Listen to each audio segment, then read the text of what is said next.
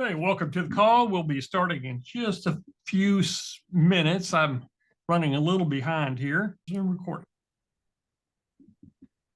Welcome to the 3-day masterclass. And we're going to master content automation with RSS Masher in 2025. Hope everybody is excited and you got something to write with. And I've got a lot of notes I'm going to share with you. But I'm going to start out with, I'm going to share a class notes. Now, I have been putting everything on Notion, so you should have, I'm in your, let's share it in here. Okay, host and panelists, everyone.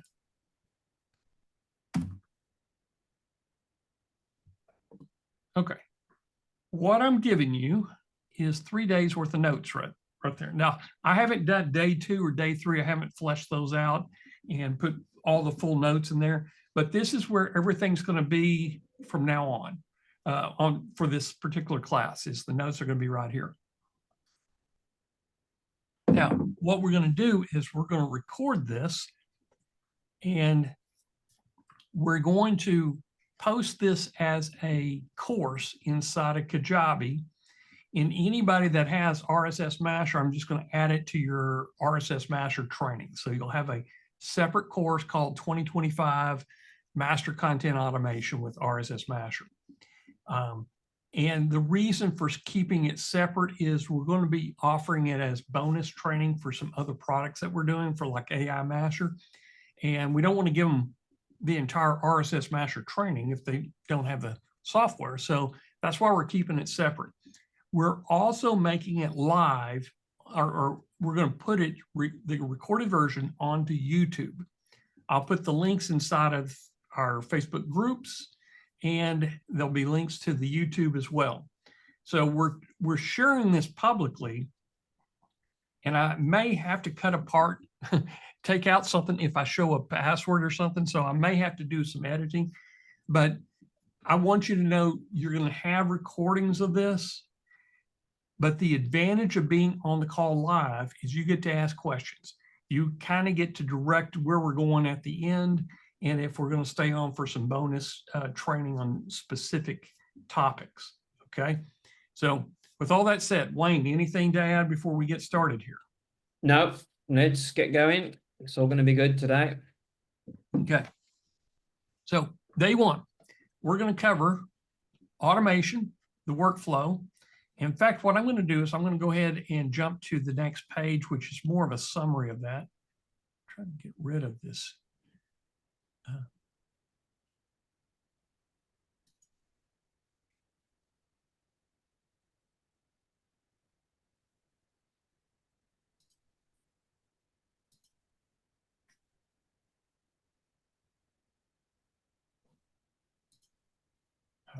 I've got a view that's kind of limited right here, but let me switch over here to the new page. So we're going to go to page 2 and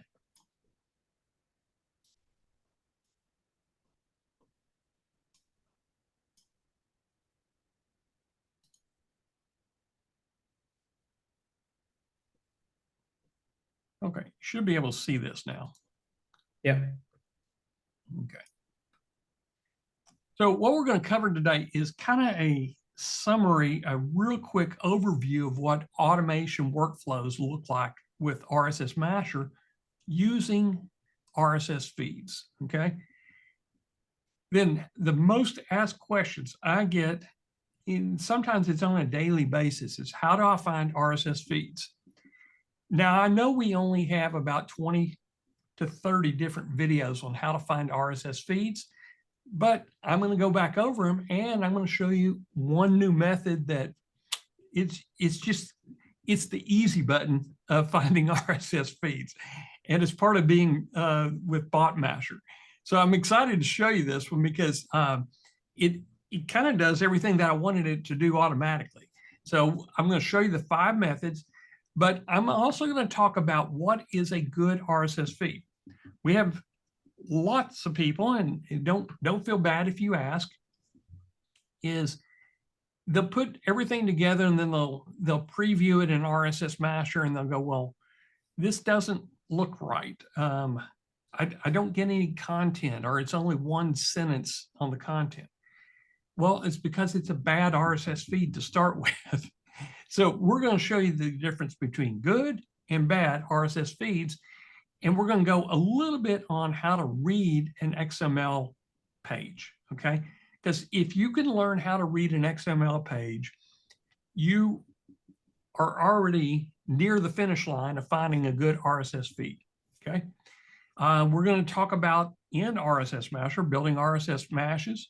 We're also going to talk about building schedules, site integration, syndications, and backlinking. And this is really important, is that not only do you get it to your WordPress site or your Masher site, but now you want to syndicate that link that you just created or published, and you want to backlink it at the same time. Now, a lot of people ask us, I don't know what's going on. This is overpowering. It is a big tool. I promise you it is a very powerful tool. And if you use it right, you can do a set it and forget it. But I want to show you how to audit your system, both the postings and the articles that are ready. It's real important that you can audit your own system, because if you can audit your own system, then you know where the problem is with RSS feeds or any additional content that you have in. Okay, then we're going to take questions. Day 2 is going to be focused on, I'll just switch back over here. We'll just hit the summary real quick. So day 2, I'm going to focus on AI Masher's integration and the ability to convert your RSS feeds into completely unique and original content by rewriting them. Also, how to connect RSS campaigns over. We had 2 different ways to use AI Masher in with RSS Masher. We'll talk a little bit about the Chrome extension with AI Masher, why it's important, and some things that you can do with BotMasher and RSS Masher. All our Masher tools are kind of tied together. Then we're going to go into helpful content and listicles. We'll talk about media packs and image replacements that can be done automatically. And then day 3, we're going to get into more of Damon? Yes. We can still see day 1. Oh, you can still see day 1. I wonder how that is done here.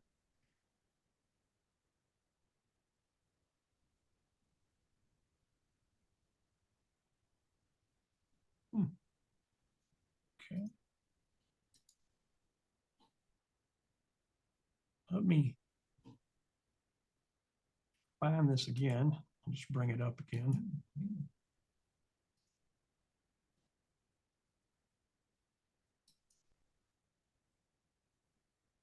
Okay, can you see it now?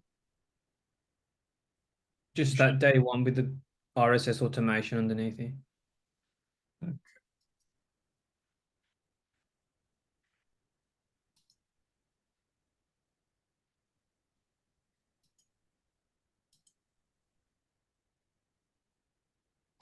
Well,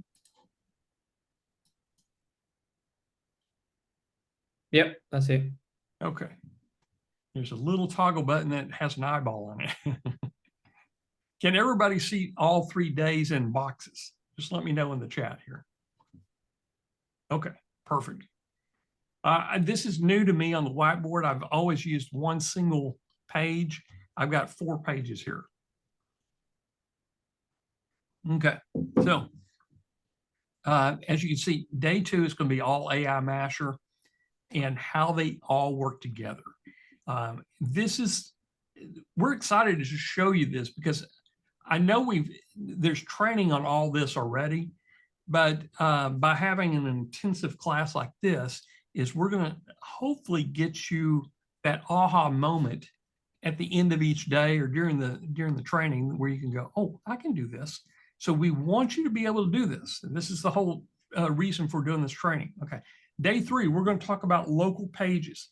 Local pages is kind of that we've taken the name from what Daryl Osborne and Don Roberts have kind of contributed to the software. We shut down for about 3 months to rewrite RSS Masher to do this one specific thing, is create a local page.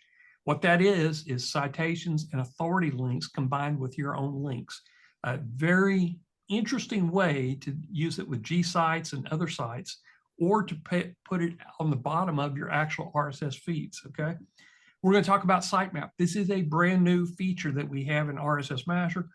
We're going to talk about the feed lead to G sheet method. I still use it. This is one of my most favorite ways to get original, or to get better quality, niche relevant content specifically into sites. We'll talk about YouTube Mashes, and then we'll talk about the automated workflow. All during this process, if time permits, we're going to go into custom integrations at the end, and maybe even dabble in the advanced section. You don't need this for anything that we're doing with any of these days, but it's something that you may want to dabble in if you want to get into HTML programming, okay? And we, of course, we do have training on it, but it is kind of dated, but it still applies to how you're using it today. Okay, so with that summary said, let's switch back to page 2. Now, can you see this, Wayne? Yep. Okay, single box, everybody should be able to see it. Yep. Okay. Get rid of the pages here. Okay. So let's take a look at this. Is in the notes, okay, in the Notion doc. I want you to be able to understand this, and we're going to go through. This is how RSS Masher is laid out, okay? So we have two functions. The main functions is you mash them together, and then you schedule them to be posted. So if you can stay with me on this, is in the mash, we got different things that can combine into a single RSS feed, and that's why we call it the masher, okay? Is we have website feeds. These are your traditional RSS feeds. They're all going to come through a tab on RSS Masher. We have this new one called Sitemap. We're going to visit this in day 3. YouTube feeds, we're going to talk about it in day 3. AI Masher, we're going to talk about it tomorrow. How to get all those put together. Same with listicles and helpful content. And we have a way that that you can actually import it from AI Masher, where we can create these automatically, and you can import it directly into your feeds. Okay, we'll go over that tomorrow. YouTube search, same, we're going to talk about it tomorrow. Google Sheets, we've talked about this, I'd say at least 2 or 3 Geek Out Fridays, but we're going to go into a little bit more detail on day 3 when we do the feed lead to G sheet method. I've got something in there I don't need. Okay, and then day 3 is local. So today we're going to really focus on website feeds coming into MASH. And then once they're in MASH, we're going to manage them. We'll do the setup. We're going to do, I'll show you how to do image replacements. We may add some money hooks and some mashups. You can also do a keyword filter. So all this we're going to kind of talk about today. We're going to skip over the advanced section because you don't need it, but the build and preview. So this is our main focus today, is learning how to do this. And how to schedule is direct posting to Autoblogs. This is the main function, is to take an RSS feed and go straight into a WordPress. Then we're going to do some backlinking and social syndication, and we'll show you some API club options and stuff like that. So here is the main thing that we're going to talk about: how to create a mash, how to create a schedule, how to get it posted in Autoblogging. If you can do this, that's a set it and forget it system. You'll never have to touch it again as long as the feeds are good, okay? So, Wayne, any questions up to this point? No. Okay, so let's keep on going. Okay, so I'm going to show you when we go live on Chrome, I'm going to show you the 5 methods. but I want to just kind of describe them first, and then I'll show you, okay? Kind of like a show and tell here. So the best way, or one of the easiest ways, is find a site, use this Chrome extension to find the feed. You just simply bring up the domain, hit the Chrome extension, and it's going to give you the RSS feed URL, okay? Here is the short link right here. This is in your Notion docs, okay? And second method is you put in the topic. And I'm going to be, as an example, I'm going to be using beekeeping instead of dog trade. So beekeeping, and then I'm going to add a space, and then I'm going to say RSS feeds. This is how I've been doing it for years, okay? Or you can do https://rss.feedspot.com/beekeeping. Put a slash there, okay? Usually you can find FeedSpot is number 1 or number 2 in the listings when you do this search right here, okay? Feedly. I can find feeds directly inside of Feedly, or I can make feeds with their new AI search feature, okay? It's a pretty cool feature. Now that's with the Feedly Pro Plus. I think I spend $144 a year, so it's what, $12 or something a month. But this is how I get very niche specific articles into my content using Feedly. It is semi-automated, okay? Meaning occasionally you have to go in there and go, I want this article, this article. And as soon as you move them to a board, everything else is automated, okay? But the easiest way by far is BotMasher. One of the reasons that we built BotMasher is to find RSS feeds. This is our easy button. What you'll find on BotMasher for those that have it,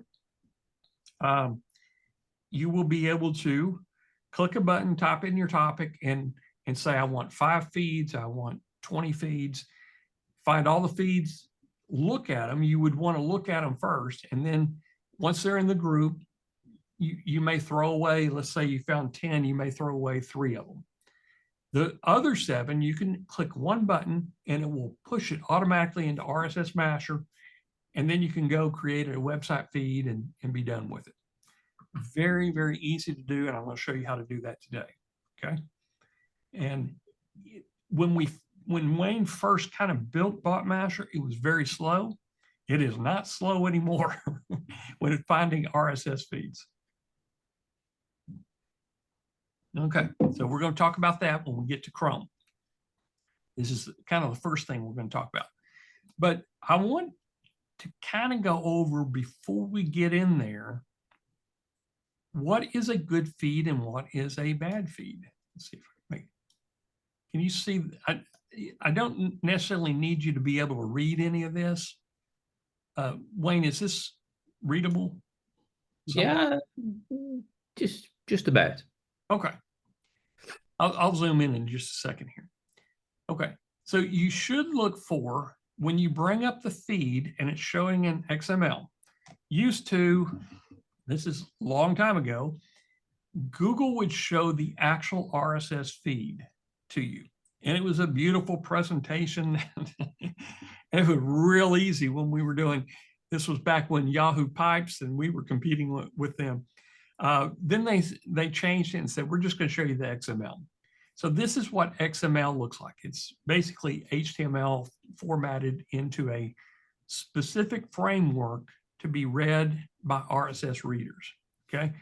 And this is kind of what tells RSS readers everything about the feed, everything about the channel. And then there are little tags in here. I'll just zoom in here. Maybe you can see it better. Okay, so I'm going to show you a bad feed to start with.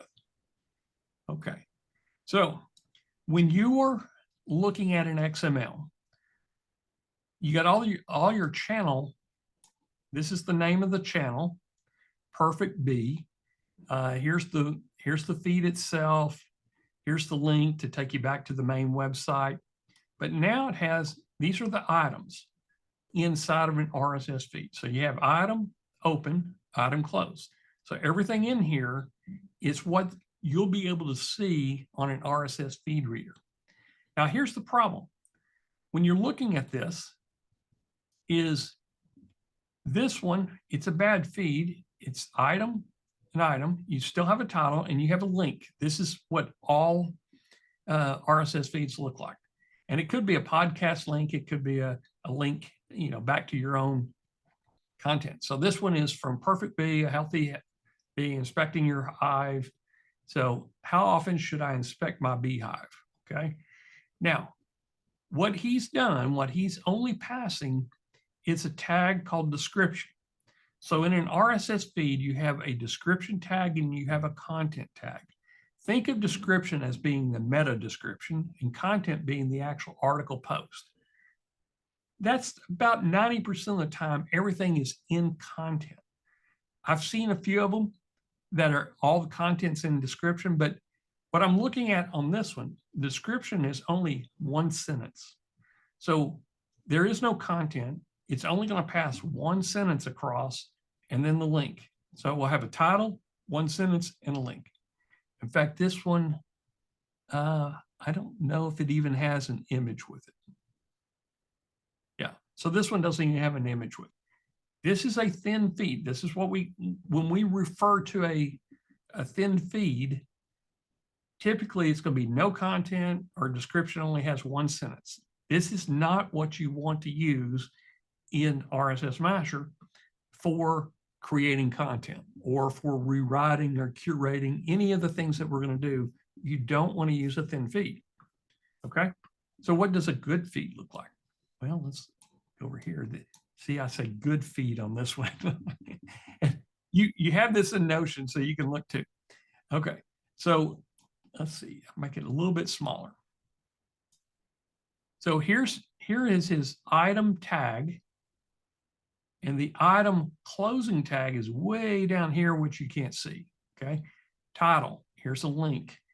Here's the creator, publish date, categories, and here's his description. Open tag, close tag. So he's got an image in here and a couple sentences. But this is the main part right here. This is the content. Okay. Data source encoded. He's got images in here. He's got links. He's got a bunch of stuff in here, but it looks like an HTML article. This is a full content. Okay. This is what we're after when you put a RSS feed into RSS Masher and you're expecting content out, you need to have a content tag. Okay. We do have a checkbox for that rare occasion where all the content is stuffed in between these two tags here, where we can copy the description down and make it a content tag on the fly. Okay. So if you don't have content, we can convert description into content. But I want you to be able, this is a mastermind class. So I want you to be able to understand XML, because this is what makes a good RSS feed for you to do anything you want with. Okay. Questions?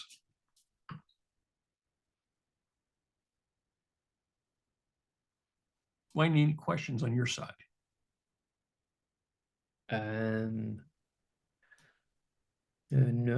not at the moment. So just Everyone must be getting it. Just rephrase it. You should look for large HTML sections between the content tags. Content means open and close content. Also look for image links in there. You don't have to actually know how to read it. You just have to, what I tell everybody, is there a bunch of junk in between this tag and the closing content? If there's a bunch of junk, then go ahead and put it in and then use our preview tool inside of RSS Masher to look at it. If it's a good feed and it has stuff in there. Now, a lot of guys are stuffing ads, they're stuffing all types of cross links and backlinks and everything else in there. So you need to be able to read this. Does it have content? And if it does, let's take a look at it in RSS Masher. Okay. So I kind of hammered this a lot, but I want y'all to know how to read what is a good feed and what is a thin feed, because we'll be talking about thin feeds. I will find a whole bunch of them, I promise you, in the demos over the next 3 days. Thin feed, good feed. Okay, so let's keep on moving down here. So we're going to build in our RSS feed mashes. You can type it, you can add money hooks. Think of money hooks as your call to actions. You could put banners in there. You can you could put images. You can rotate the images, put them on a spinner. You can have different call to actions that rotate through there. Okay, so that's one of the things that you can add to either the top or the bottom. And you can even put your own curation sentences. Like this article was curated from, you know, what, and cite the source. This is a great way to supplement an RSS feed. If you don't want to rewrite it or do anything else, is put curation content in there, okay? Or curation directions in there. Anchor text.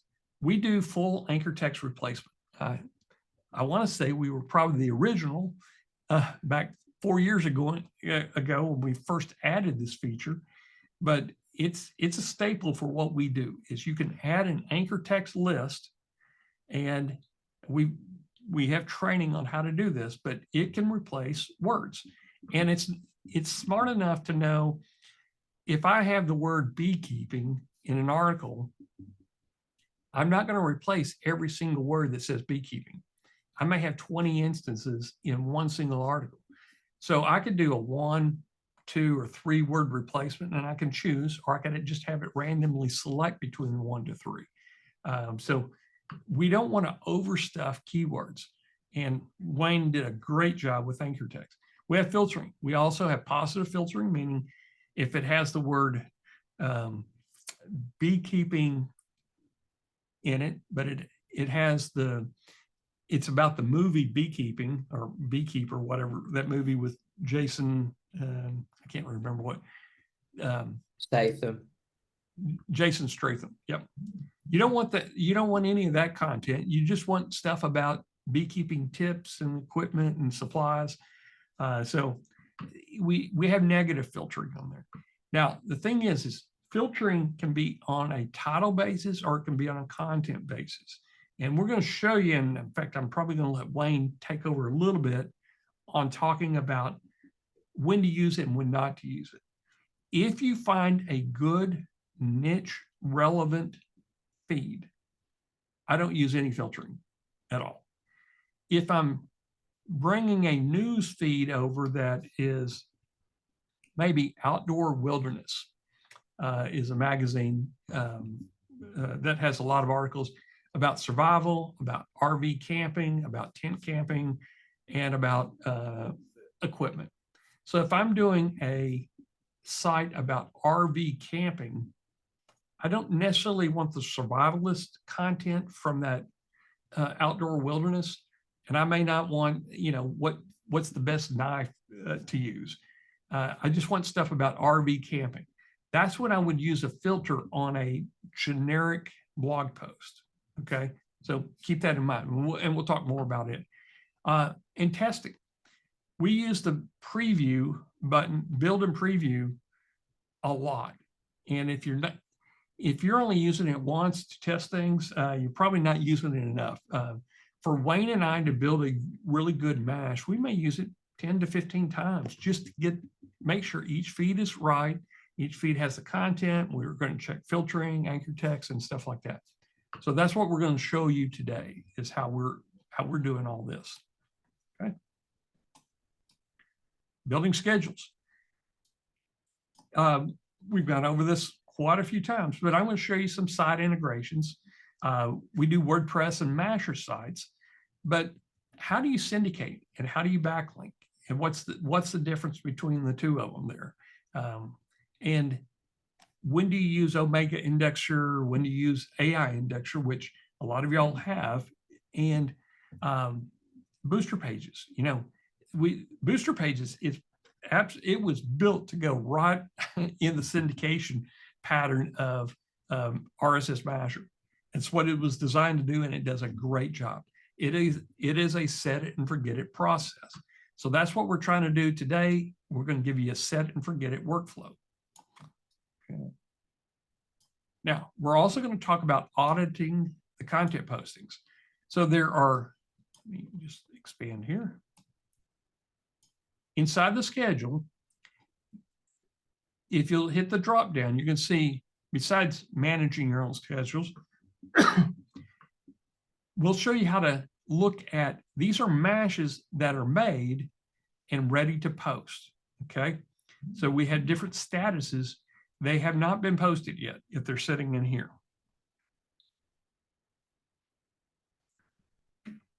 If they have been posted, they're going to be sitting here and they'll have a link to where they were actually posted. So two different things. If you see that content's not coming across, then what you're going to do is look here. Was it even made? If it hasn't been made, then you know there may be a problem with the RSS feed. If it's been made, but it hasn't been posted, maybe there's a problem with the schedule. So we're going to kind of work through this, and Wayne may help us on this one. Now, we added something else in here. This is an audit of the feed itself. So let's say we have a problem with the feed and we go, oh, where is it in the mash? I've got 300 mashes live, and I got this feed that says outdoorwilderness.com/feed. Where is it? If I type that feed URL in there and either equals or contains, I usually use contains, I hit search, it's going to tell me the mashes and the schedules that they are in. So I can just come in to the mash and I can turn it off, or I can adjust it. Maybe I have to remove that feed. Occasionally you're going to have that weirdo that comes in and says, well, you're using my RSS feed.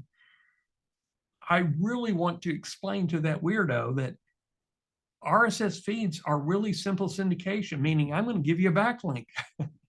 And it's designed to share that article post. If you don't want it, then turn off your RSS feeds. But I don't get into that argument. I simply go in here, I type in the feed name, and it may just be, I don't know if it's /feed or what so I'll just say outdoorwilderness.com contains. So it would bring up everything all the different feeds in there. So I'm going to go in and I'll turn off the mashes. Once the mashes are turned off, I'll turn off the schedules. We give you the ID so that you can find them real easily. How do you find this audit? You go into your, up here, number 1, and you'll choose RSS feed usage, and there you go. Okay. I think,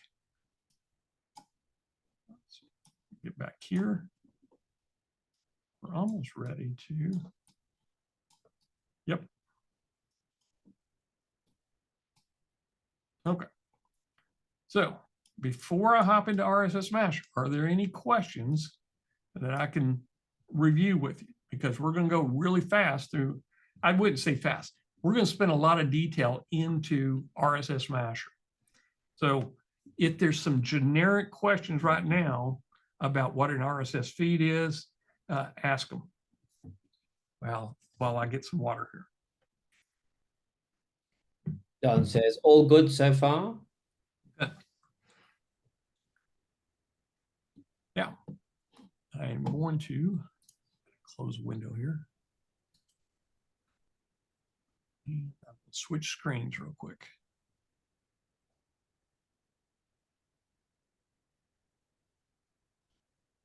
So let me get out of this.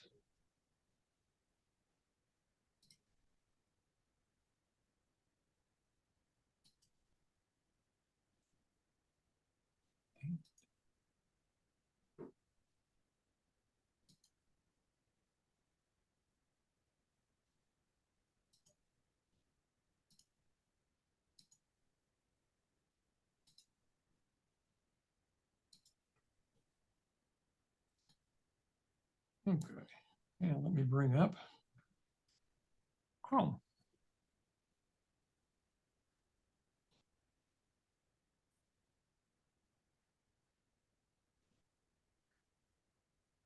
There we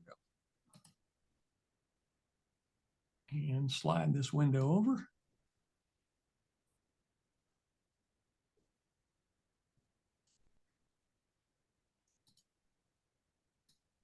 And adjust that. Okay, so you should see the word Zoom. Yep. Okay. And I'll pull it down just slightly. Okay, we're going to log into RSS Masher. And before I go there, let me bring up that Notion doc. If you don't have RSS Masher and you're catching this on the recording, we have a coupon. Here's our class notes here. Day 1, day 2, day 3. Everybody should be in here. And with Notion, I like doing this is that you can toggle. It makes it very clean to see everything.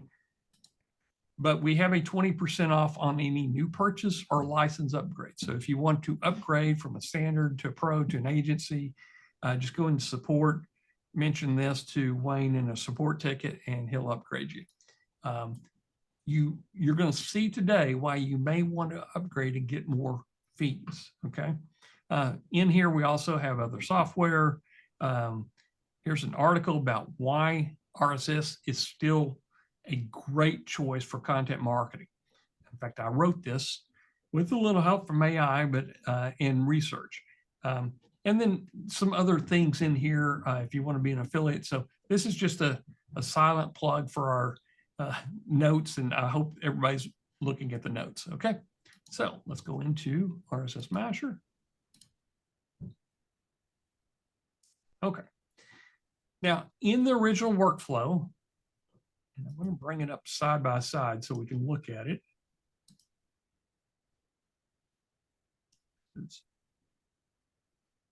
Okay.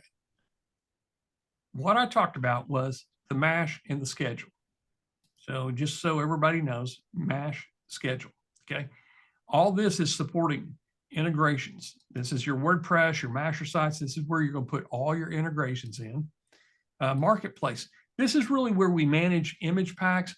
We used to sell these image packs. We don't. They're all free now. We also have some templates if you want to create. I don't think we have any. Yeah, we have one for Cointelegraph. That's the only one that we have in there. We used to do this on a one-off basis. If somebody wanted us to completely clean up feeds, it just took way too long because we're using the advanced tab and getting everything right. That's why we were charging for this. But we don't do this anymore. We found that 99% of the people don't need the advanced tab at all. But marketplace, image packs. These are image packs. They're all free that you can add to your own media. Okay. And you just simply select it and copy this image pack to my account.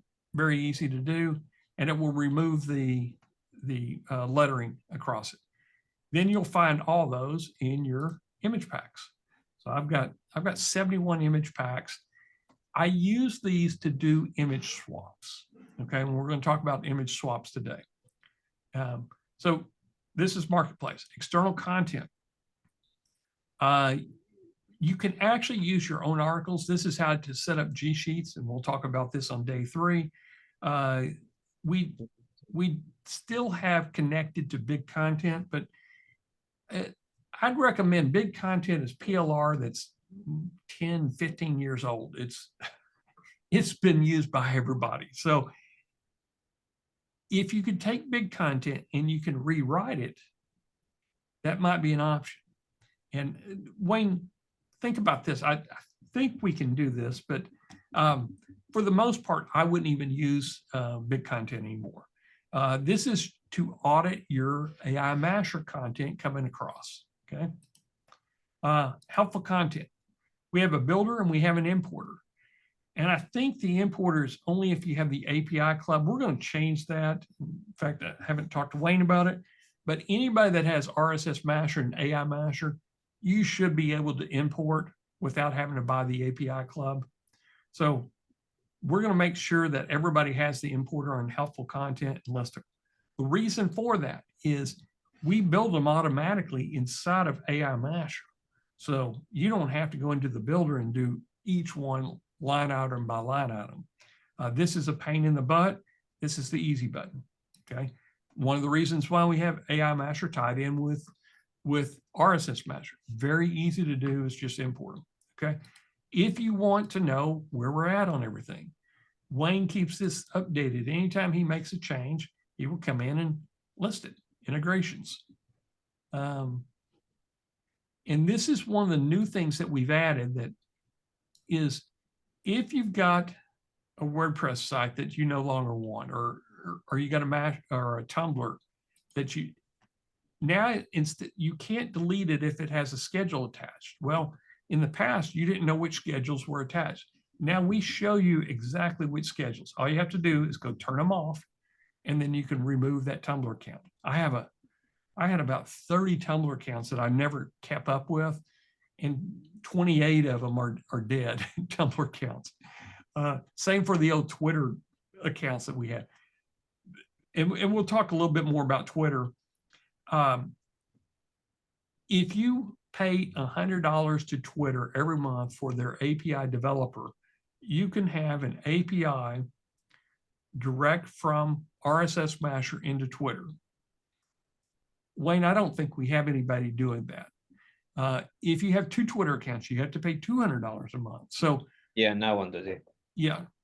So if you decide that this is how you want to do it, is you want to do a direct integration into Twitter, then let us know, and we'll make sure your Twitter's set up correctly.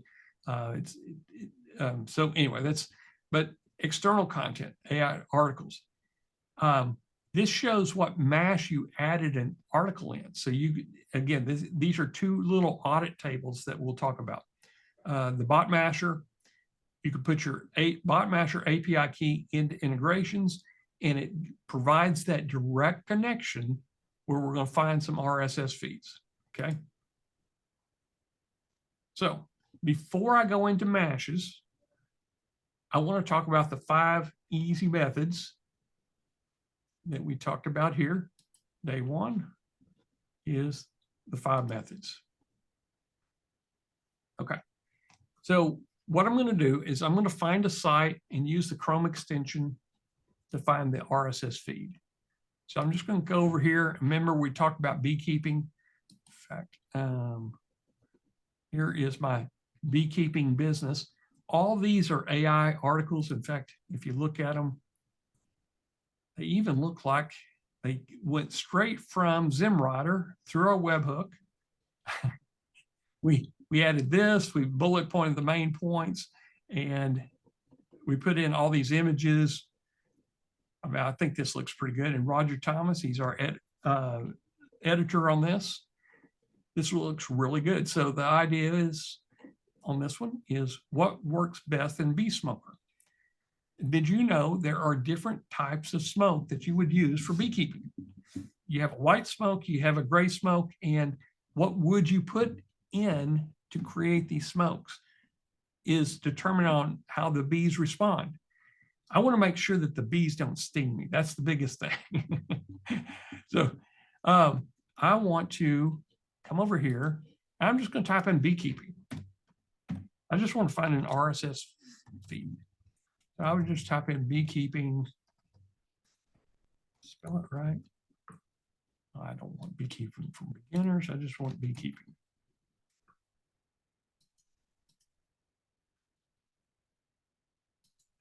I just want to do search down here.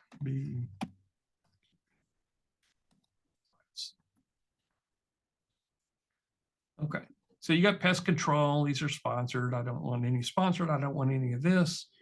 But the bee supply, that may be a good one. Honeybees online.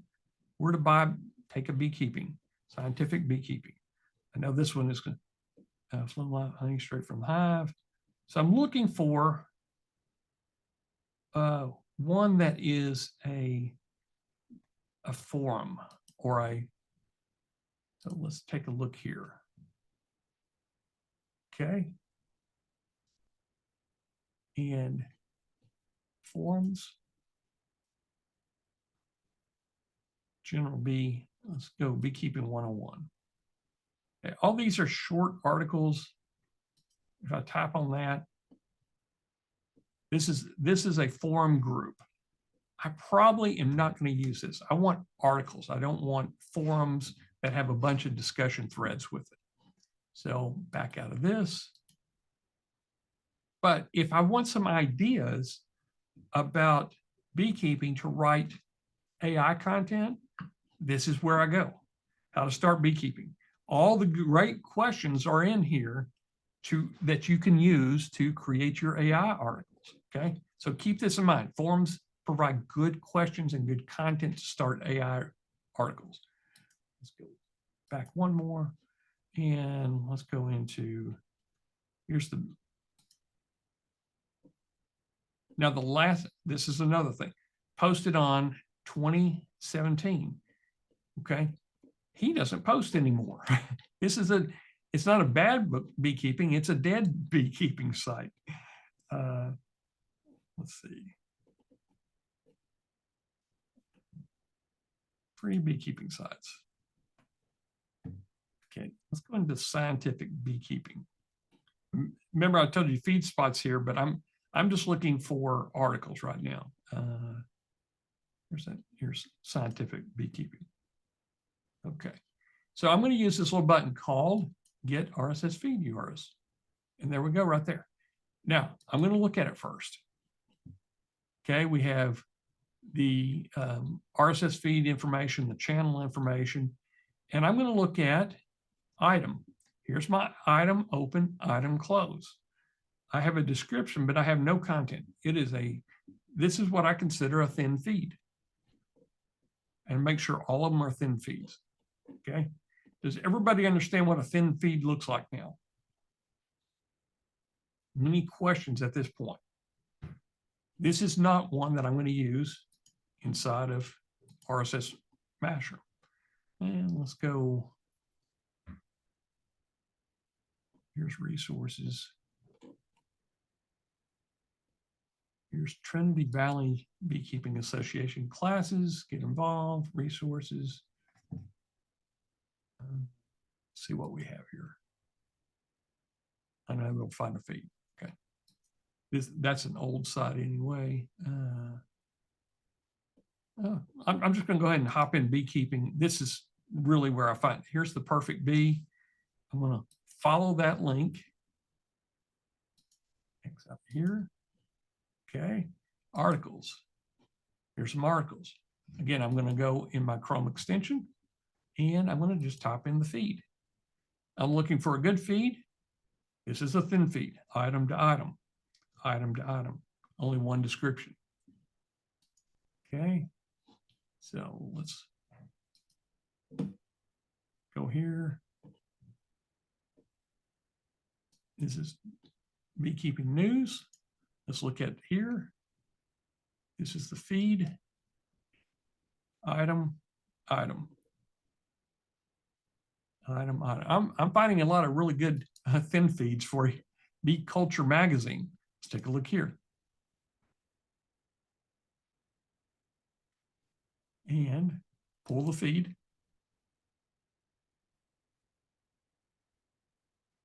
And let's look at it. Item, description. Ooh, here we go. We got content coming down.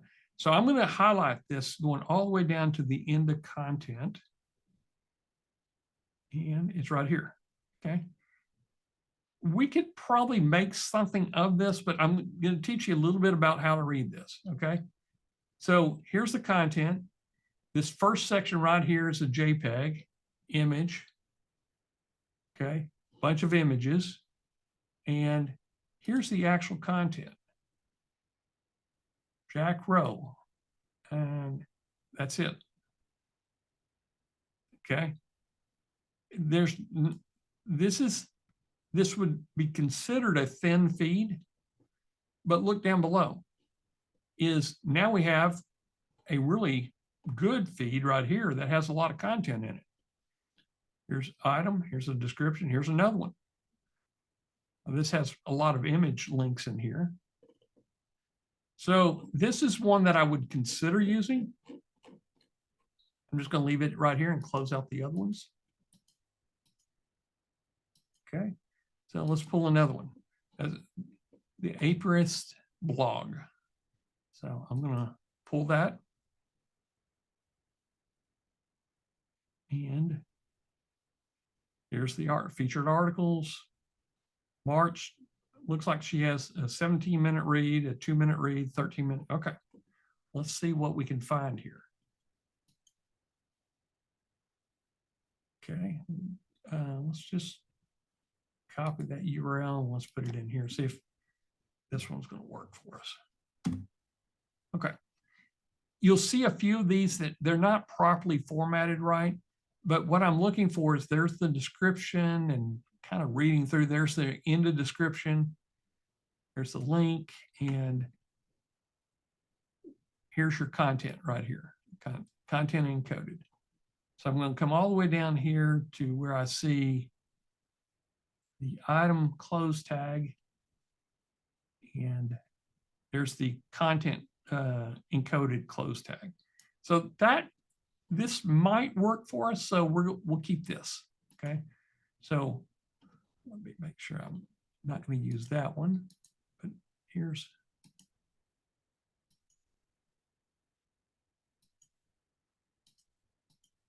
I think we're going to use this one and the other one. Okay. Let's do this real quick.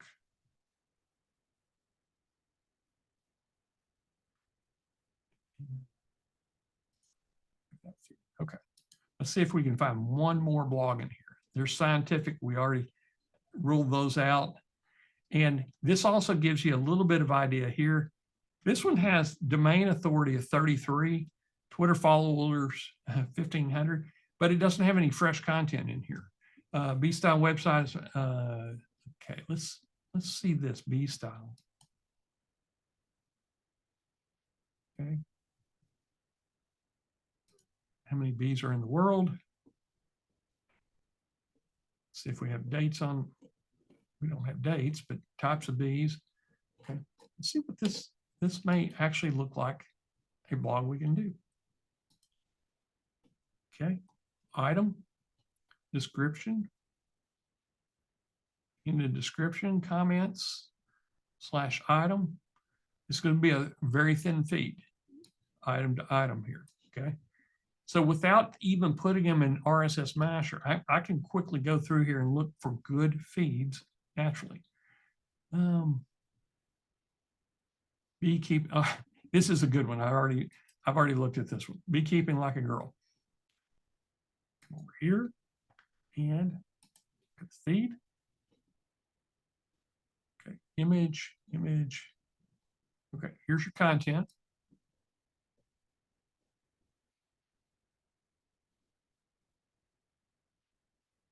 Okay, I can tell right now this is going to be a good article for us to use. So we'll keep that one. Okay, so I've got a couple of them that I found through FeedSpot, and I'm kind of cheating here on the FeedSpot idea. Let me. I'm going to keep that one. Don't need that. Don't need that one. And this one I think we're going to try looking at in the apiary. Okay, so I got a few of them that we can keep to test. Okay, now the next, let's take a look. So Google search topic plus RSS feeds. Now I'm going to change. No, I'll go ahead and type this. We're going to type beekeeping. Let's spell it right. Beekeeping RSS feeds. This is method number 2. Now there's my feed spot, and I'm just going to skip past feed spot. So this is actual RSS feeds is what it's trying to find. Now this is Buzzsprout. Buzzsprout's going to give me a beekeeping, but it's only going to maybe be 1 or 2 articles out of their entire. They don't have a feed devoted just to beekeeping. Here's a podcast. I don't want podcast. Here's Vermont Beekeepers Association. So let's see what it looks like. unable to find feeds. So sometimes you may, this has forums, let's see, beekeeping news feeds. American Bee Journal, Bee Culture, Bee Informed, Vermont. Okay, this is more about the laws of beekeeping. I don't really want to put that in my site. We already looked at scientific beekeeping. That's a very thin feed. Bee Informed, Bee Culture. I think we've already looked at that. American Bee Journal. Okay. Let's see. American Bee Journal. Let's see if it has feeds. Okay. It has a feed. Item, description, content. I'm looking at content, coming all the way down here. Properly formatted. Okay. This may work. So I'm just going to keep this open for us. Okay. So that was using the Google search. And I talked about FeedSpot, and we've looked at this already. If you want to, you can just put in here / beekeeping.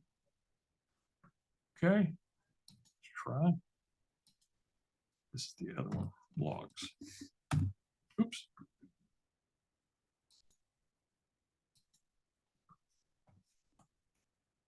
Okay. So you can go in here and you don't need to join this. They do have a really good feed reader, but you don't have to join this. This just gives you the links. And again, we just look through it. What I'm looking for is how many followers, Twitter followers, domain authority, natural beekeeping trust blog. I think we already looked at that.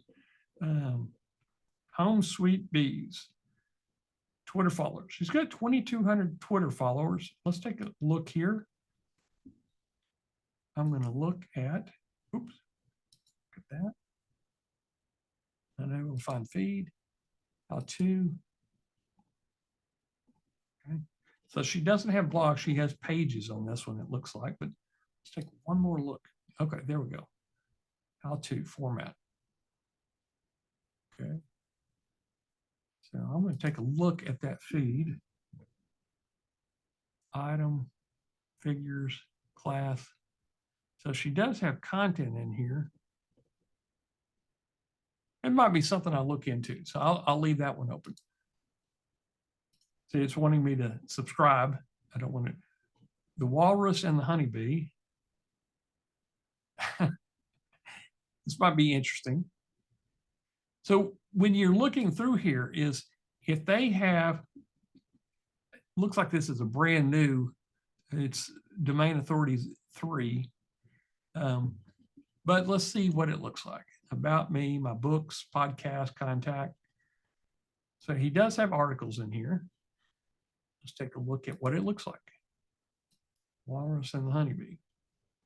Item or image, channel, description. So this is going to be a really thin feed. So again, I would skip past the walrus and the honeybee, but this is how you find it, whether you're using, and let's just hop over here and I'm going to change this to the other site that we're building out. Survivalist blogs.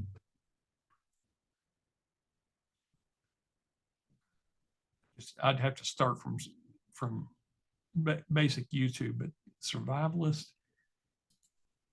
Again, I'm going to use YouTube. This is another one, survivalist. I'll make sure. RSS Feeds. Okay. Now, Cyber SEO Pro. This is the other one that has some really good RSS feeds in there. And FeedSpot, top 90 survival, 73. Here's 5 UK survival. So I would start with here and preparedness, 8K, 1.1 million followers, 5,200 Twitter followers. This might be a pretty good one. Nope, it's not gonna be a good one there. when I brought it up, it did not, well, let's try to, okay. This has popovers and all the other, let's see what it looks like. Yeah, very, very thin feeds, and he's got it set up on feed spot. So it really doesn't give you any information. So I would come back over here, and again, this is how I find my feeds. And I don't really like the feed burner. I mean, you can look at them, item, category, description, close item. Usually they're short feeds or thin feeds. Survival Mom blog. Okay,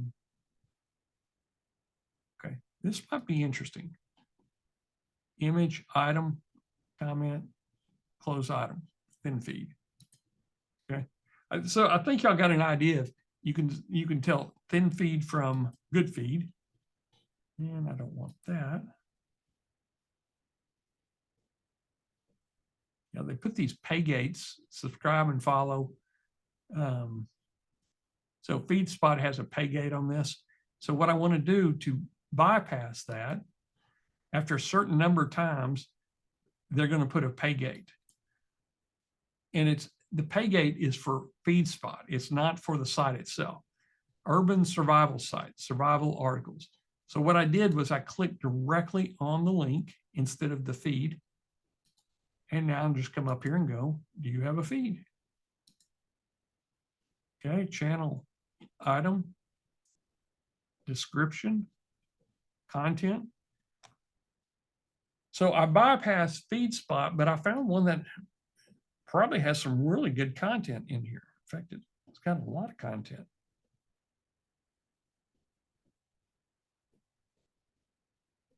So this is one that I would probably use in my survival blog. And I started with the website and then clicked the link. Survival life. This is a good one, I know, because I have it already. Okay. Description, content. It does have some ads in it, but this has a lot of content right here. Okay. So this would be a good one. Next step, survival. And the reason I'm clicking directly into the website itself is because after a certain number of clicks on FeedSpot, they're going to put the pay gate up. So I'm just bypassing the pay gate.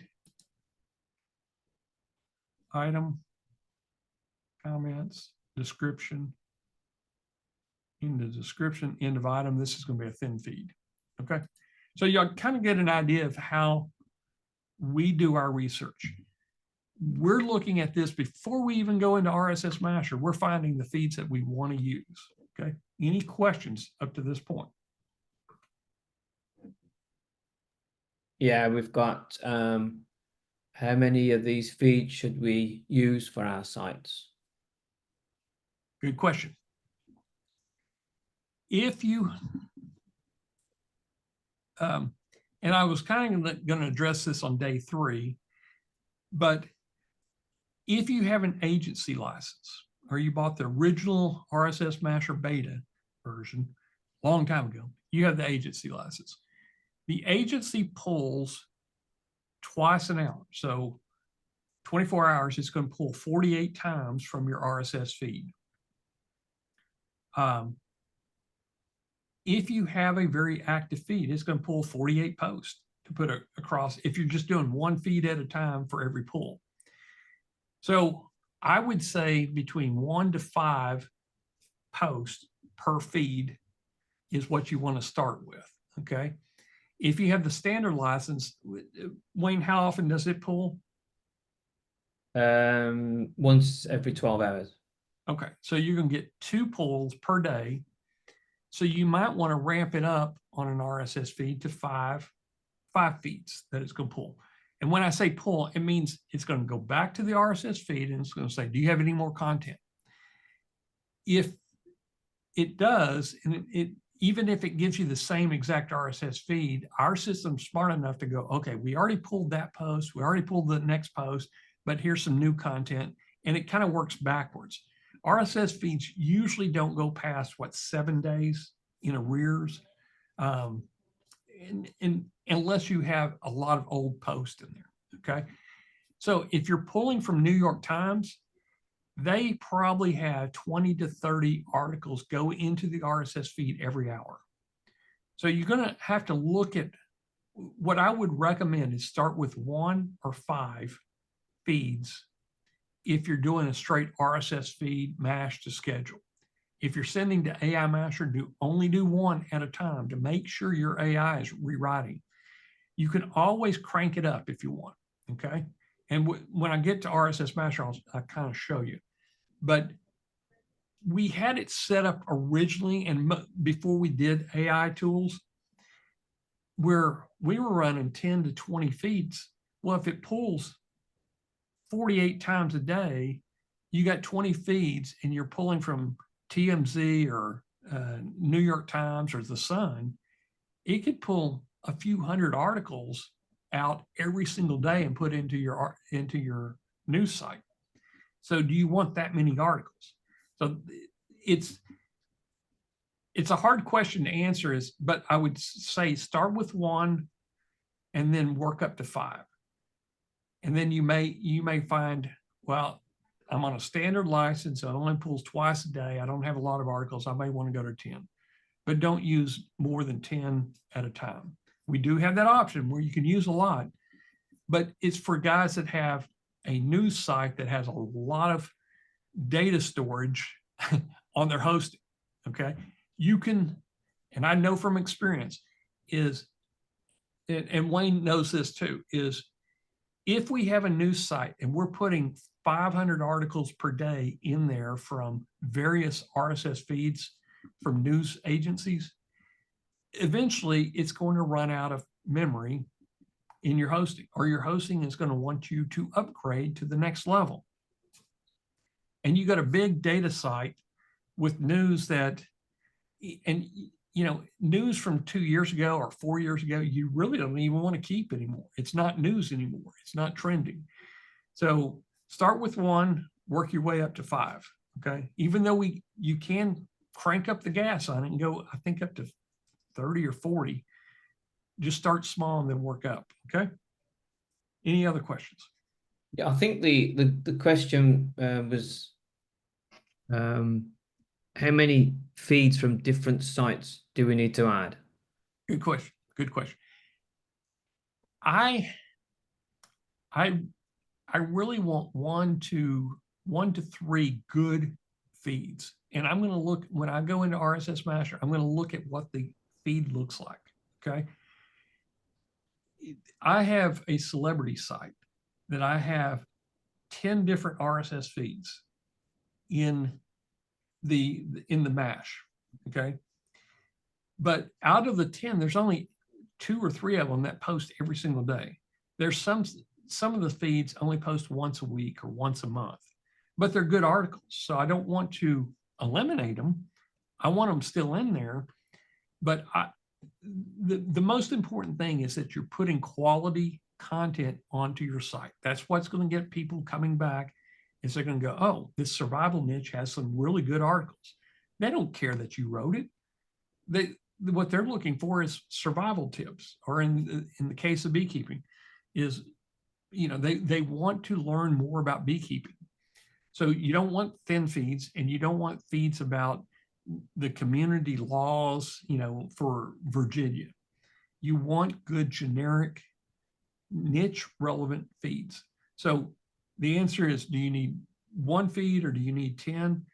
Get quality, think of quality first. And if you can just kind of put it in your head, I want 3 really good feeds. Okay. That's my suggestion. Wayne, what would you think? It also depends on what membership level you've got, because a standard, you can only put 5 things into a mash. That could be 5 feeds, it could be 3 feeds and 2 YouTube feeds. So that would limit how many you could add. If you've got the pro, you can add 10, and if you've got the agency, you can add 15. If you ever want to see see what the levels are, the license levels. Let's see. You can always look here or go right here for a full comparison data table. And I'll put this doc inside of the chat. Well, Wayne, this will help, right? Yeah. Okay.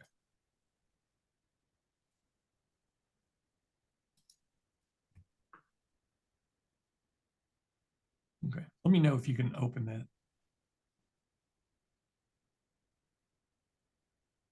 Yep. Okay, cool.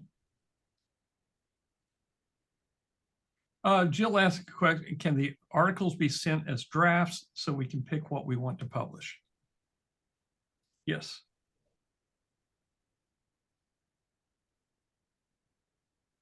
Scott's asked a question that's probably going to be answered in the next 10 minutes. Okay. Can we find RSS feeds through any AI platform?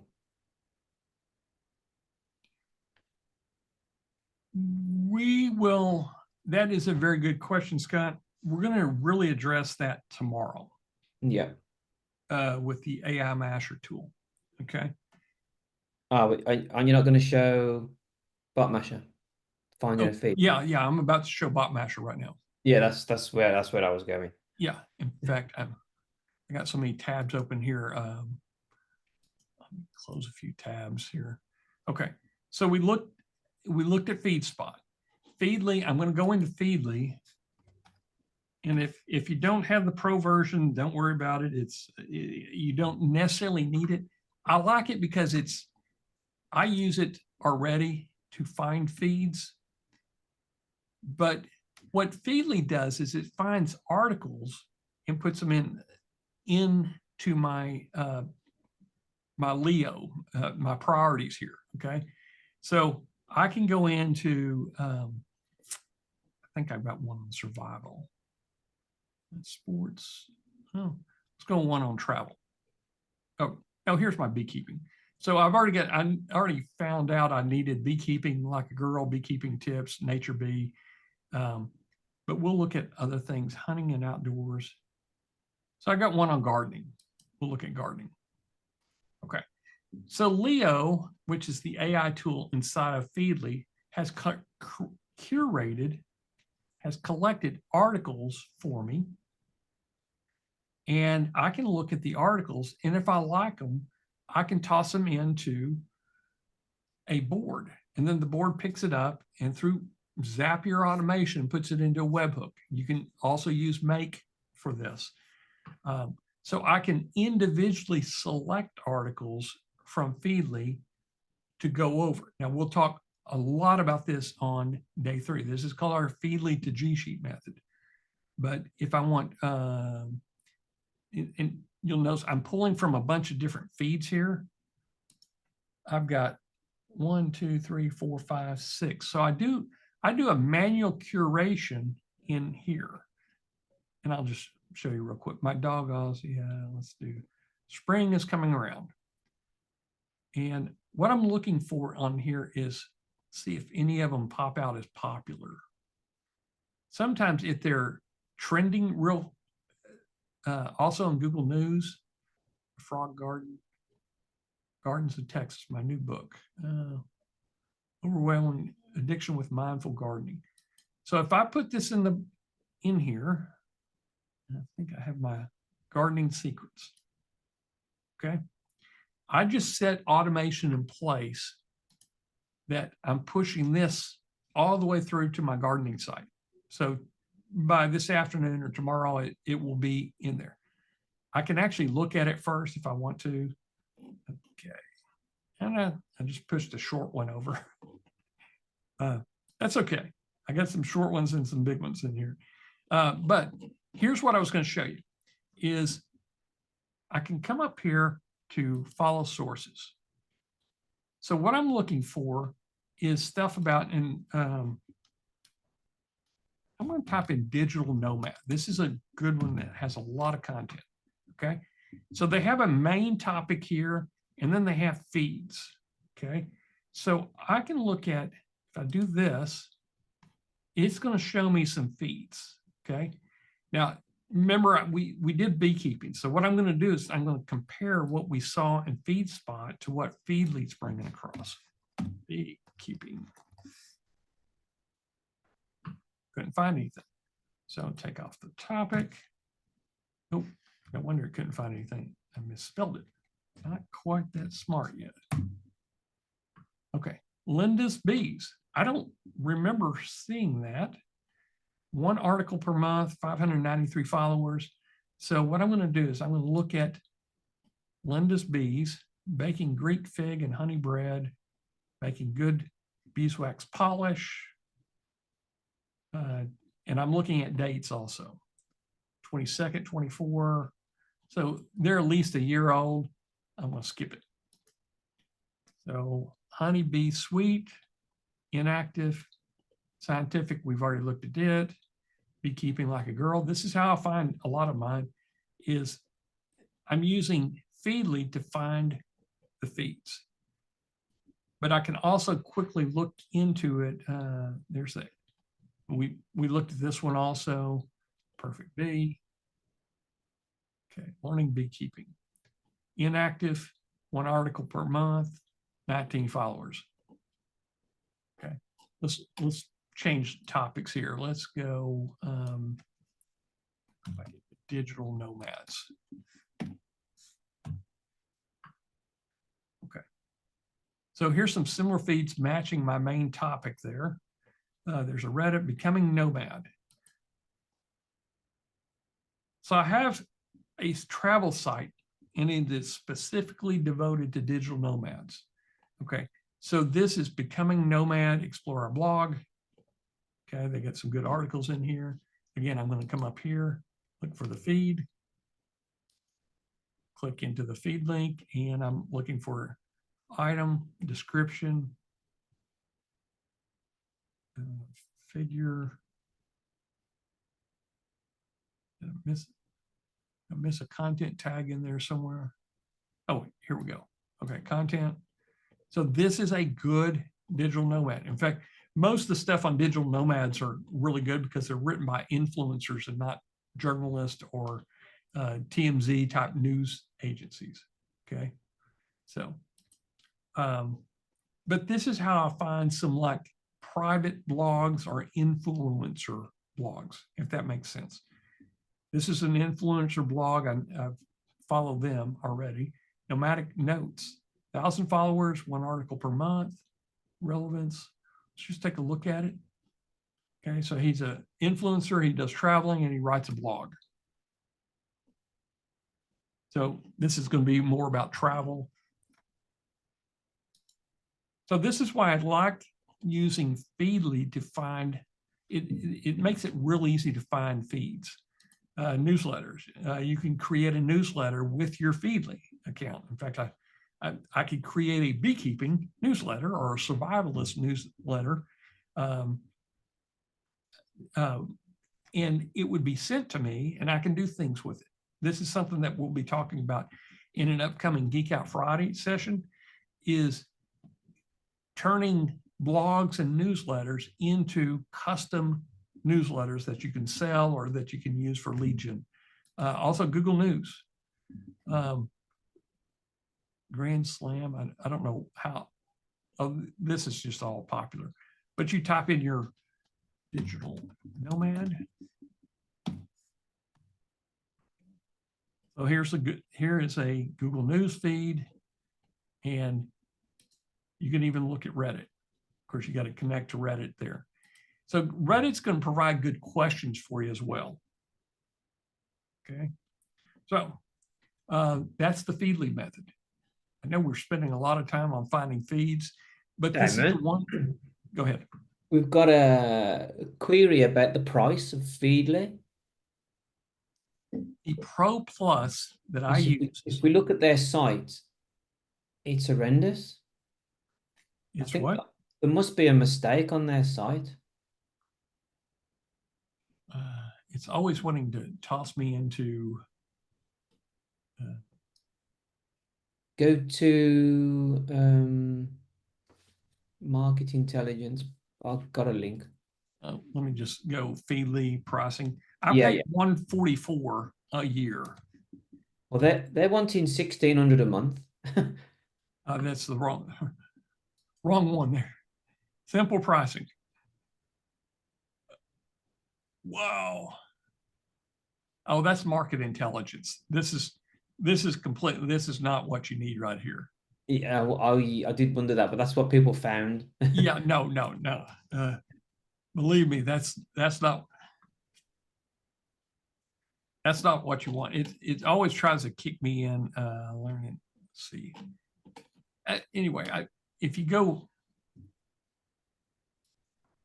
I don't know if I go incognito, you can't see the screen. Can you see this incognito screen? Yeah. Okay. And you want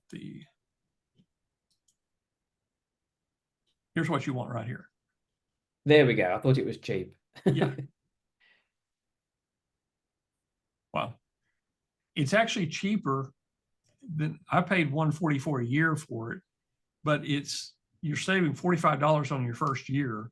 But here's what it does. It will use Feedly AI to manually select articles out of an RSS feed to put into your Feedly review. Okay. So you could have some about, this is where you would use, like New York Times could be a feed that you're following, but you only want articles about digital nomads. So it would actually filter it out to only give you digital nomads from these big feeds. Okay. You can create a newsletter, Google News, but it will also build an RSS feed for you. So you can create an RSS feed straight in Feedly to put into RSS Masher. Now, I don't do it because I do the Feedly G Sheet method, which we'll talk about later. But it also will not put duplicates in there. So this is the one I recommend right in here.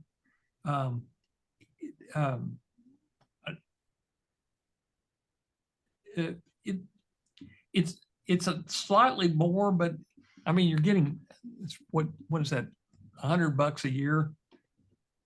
But this is a great little tool to use, okay?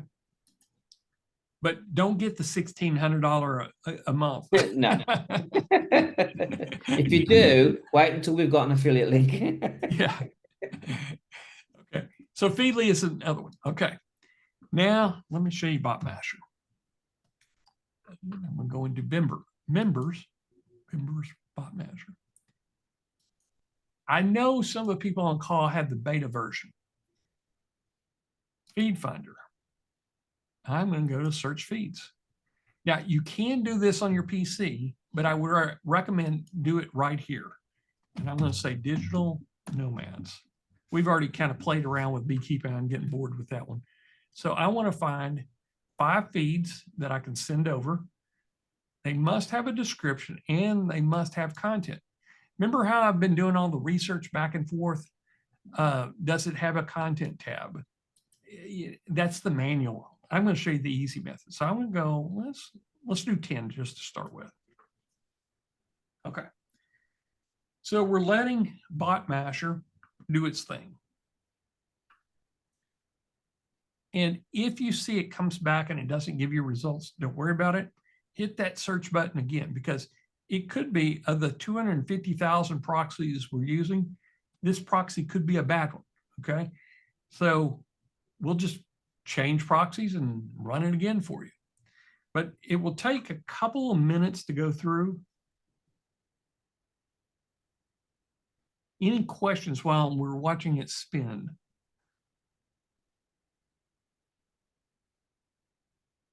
Joe was asking about whether it's important that they've got description or not. It's more important really if they've got content. Yeah, you want the content tab.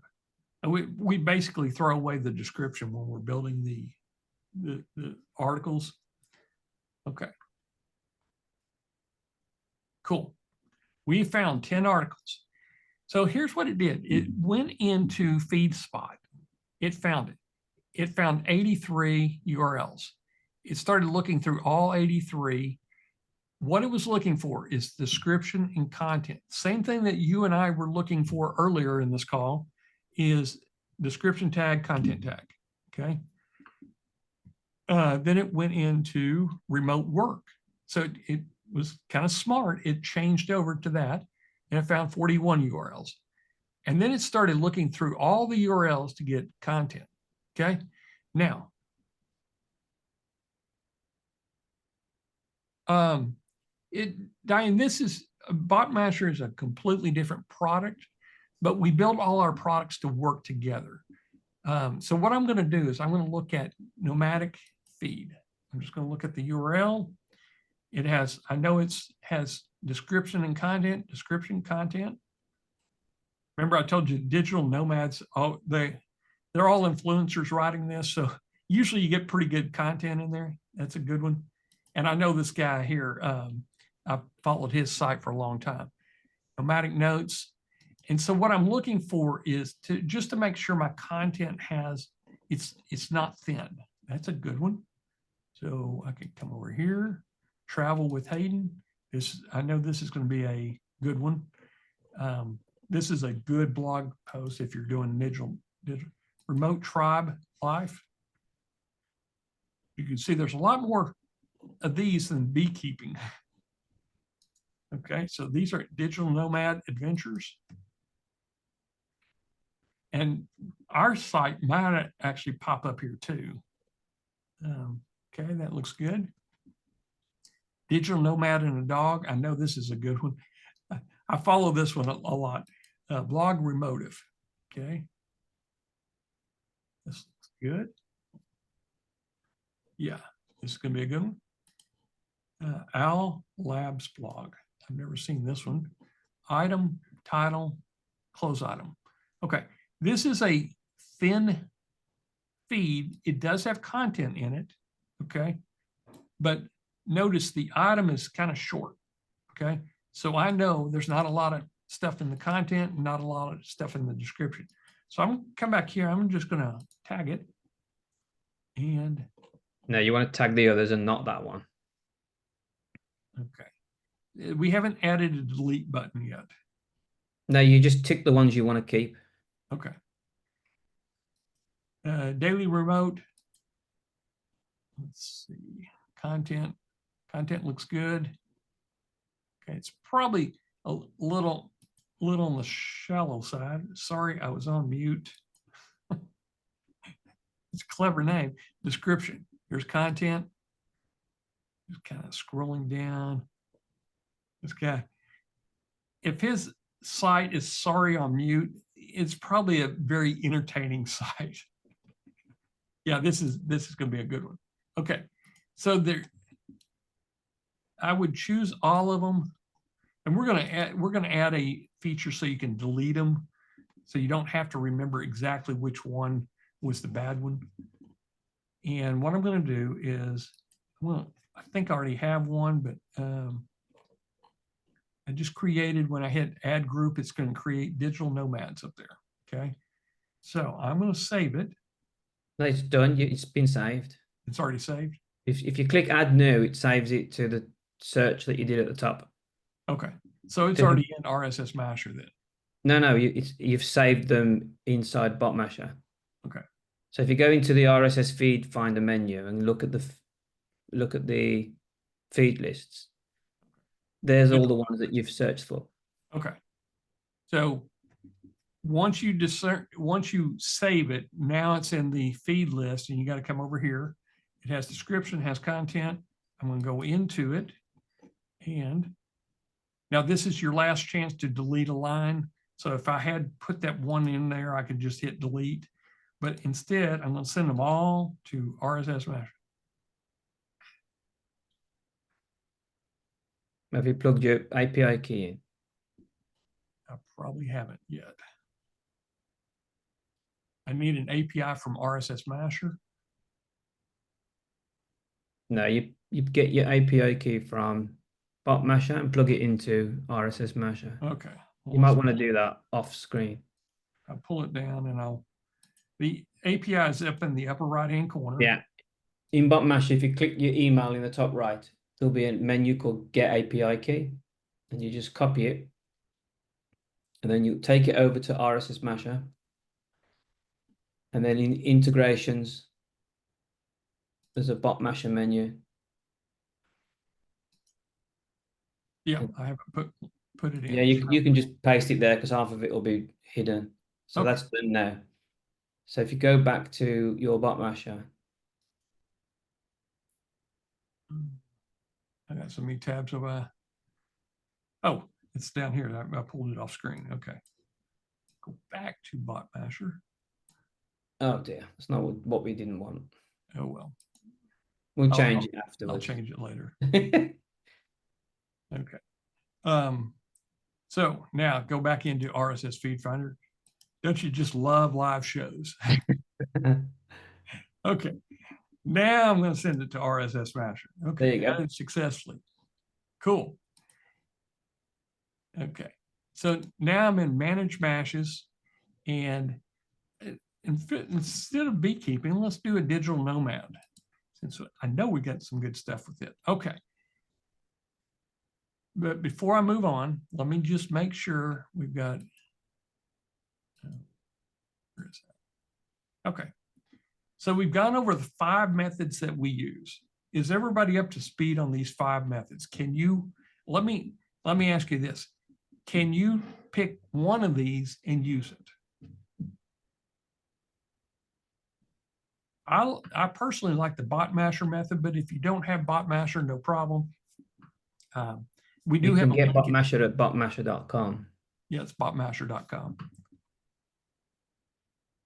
And if you click on it, you can purchase that. It is still in beta. It's a lifetime purchase on there. When we pull it into public and we take the beta off of it, it's going to run $47 a month. So you can kind of calculate for less than a year. It's $4.95 lifetime. So for less than a year's worth of monthly payments, you're going to have it for a lifetime. You never. Now, what BotMasher, I know this is not a sales page for BotMasher, but we built this to do bot activities like find websites based on a keyword you put in. And we got people doing this all day long, running. We have a group find, crowdsource clicking, basically. And that's kind of the biggie of BotMasher. But we're adding a lot of cool stuff on this so that BotMasher, you're going to be able to create little bots to put them into your WordPress, to do certain little things to collect emails. So that's kind of the direction we're going with BotMasher, is we're going to make them smart bots, but we've got 6 activities it does right now. It's going to do a lot more by the time we go public with it. So just a little side note on that. So anyway, yeah, they asked about beta team. Is it lifetime? Yes, it is. Yes, lifetime. We even have a 3-pay option, I think, on there. But yeah, we'll talk about BotMasher later. But this is what I was trying to get at. This is the easy way to quickly go through and find RSS feeds. Okay, and we're going to talk a little bit about the article scraper on day 3. Is the ability to go in here and dog training, fly fishing. Let's look at fly fishing. Okay. I can go in here and go, I want to do fly fishing. I want to add this to RSS Masher, fly fishing. I could say USA.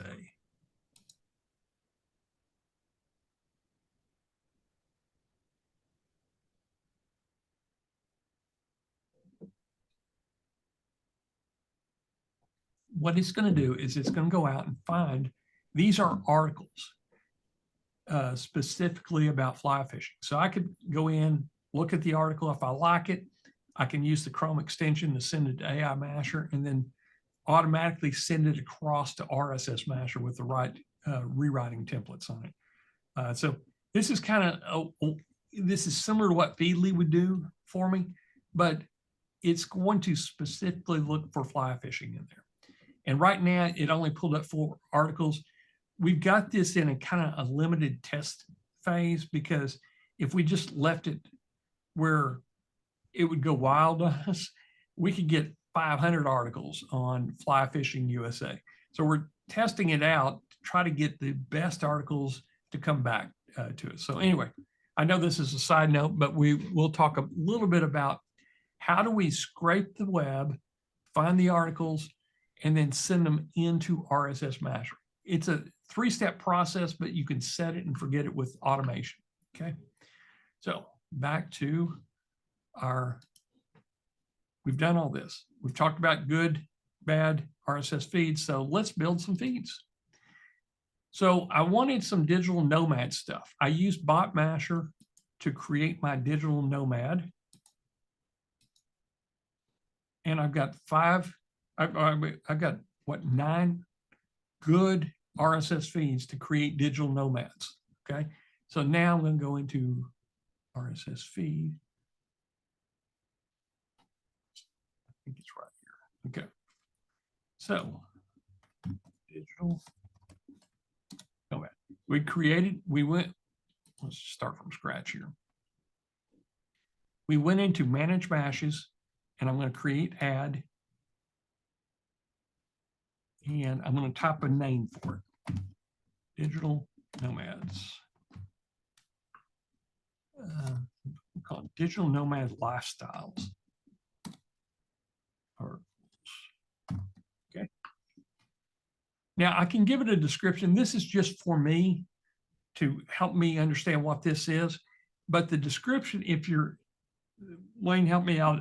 I can use the description is actually the time that other people can see it is when it's used in the local. The description there is just for you. Okay, just for me. Okay. In case, let's say you was doing some work for clients, you could put it in there maybe with what the client was and things like that. Okay. Permalink, I'm going to skip this. I'm just going to use our permalink because we're not actually going to need the permalink. It's just, this is if you're going to build your own RSS feed and use it in other products. Okay. Strip out feed hyperlinks. I'm going to go ahead and do this.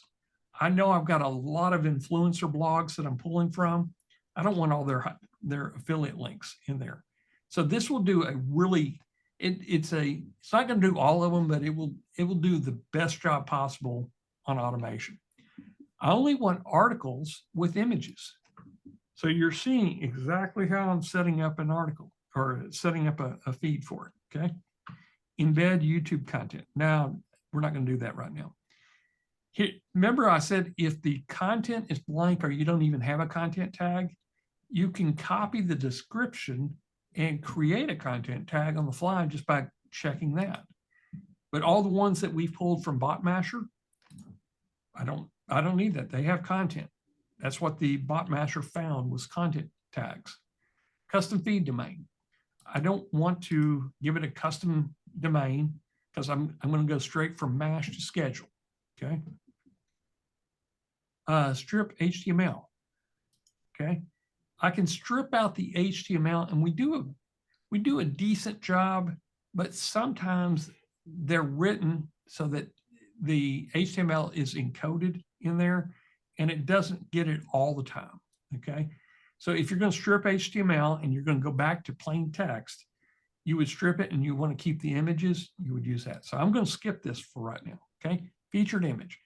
Ignore images with width smaller than 100 pixels. There are sometimes we're going to pick up that first image on an article or an RSS feed post. If it's an emoji, it could be a little emoji in front of the title. I don't want to use that as my featured image. I want a big image. So I'm going to put 100 pixels. This is going to get rid of all the, it's not going to pull an emoji and make it a featured image. Okay. So if you've ever wondered what this means, and if I type in 0, Wayne, it's not going to pull a featured image, is it?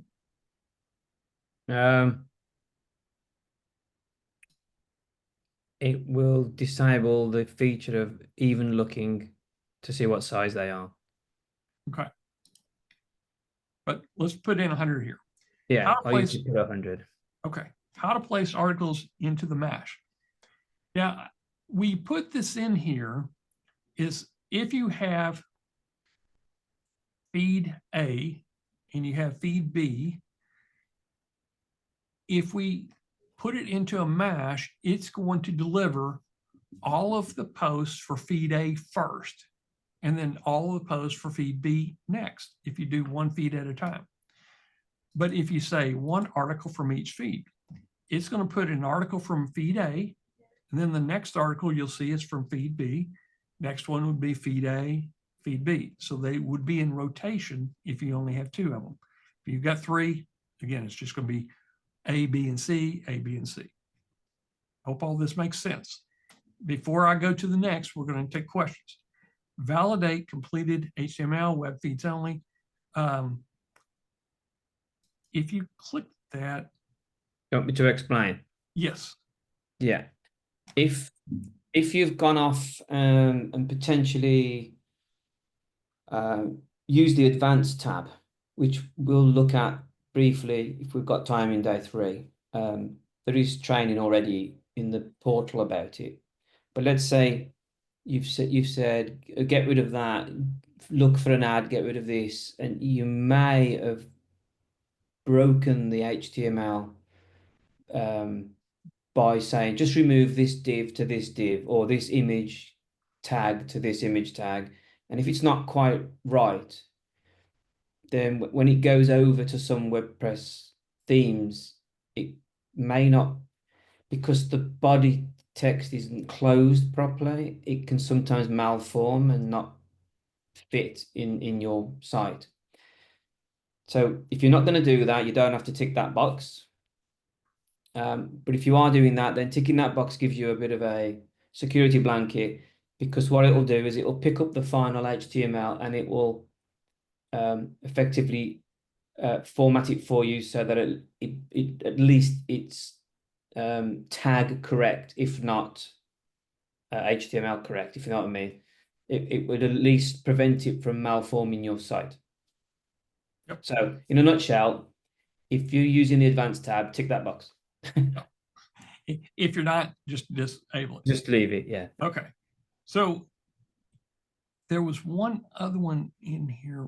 Where's the one? Oh, it's here.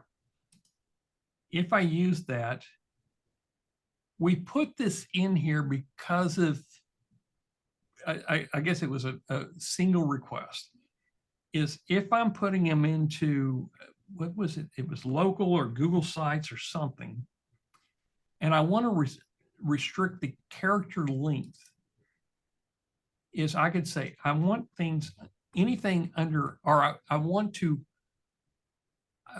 the article, but I want you to kill it, or I want you to take off anything past 2,000 characters. Yeah, it was for sending them to Google Maps. Google Maps. Okay. So there was a hard limit on the character length. So yeah. you could use this. You're keeping the images, and I want to say it was 2,000 in there. Something like that. Yeah. Okay. Yeah. So if you want to have a hard character length, and it's not going to stop in the middle of a word, but it will stop at the end of a word. Yeah, it will kind of truncate and you'll miss half the sentence. Yeah, I would leave it at no change for normal operation. Yep. So this is our main setup. I don't want to make it complicated, but I want everybody to kind of understand as we're going through this. This is how we do our system. We have put the extra stuff in there for other things, just like we talked about Google Maps. And so I'm going to do one article from each feed because I'm going to test my feeds first. Now I want to place it into a folder. When you have a bunch of these, so I have one for G-Site Digital Nomad. I want to create a brand new one. I'm just going to call it Digital Nomad Lifestyle. Okay. I add that group. And then I'm going to come over here and go digital. Oops. Back here. Type in digital. Okay. So I've got a blog that we're doing Digital Nomad Lifestyle. We've been sourcing it with AI Masher content. And now we're going to start doing RSS feed content. So I'm going to hit update. Okay. We have everything set up. Now I'm going to come into website feed. This is our digital nomad. And now I'm going to select from, remember we just sent something over from BotMasher. So I have digital nomads. If I click on it, I've got those 9 feeds ready to go. I hope y'all just saw the easy button and why we set up BotMasher like this. So we use BotMasher to do all the stuff that took me an hour to describe. How to find RSS feeds. I did all this right here with BotMasher in about 5 minutes or less. Okay. Then we pushed it into RSS Masher. Give me a heck yeah if you like this automation trick we just added to the BotMasher. Yeah, you would not believe it ran in about, well, it ran in about 30 seconds, but you would not believe how long it took to develop. Yeah.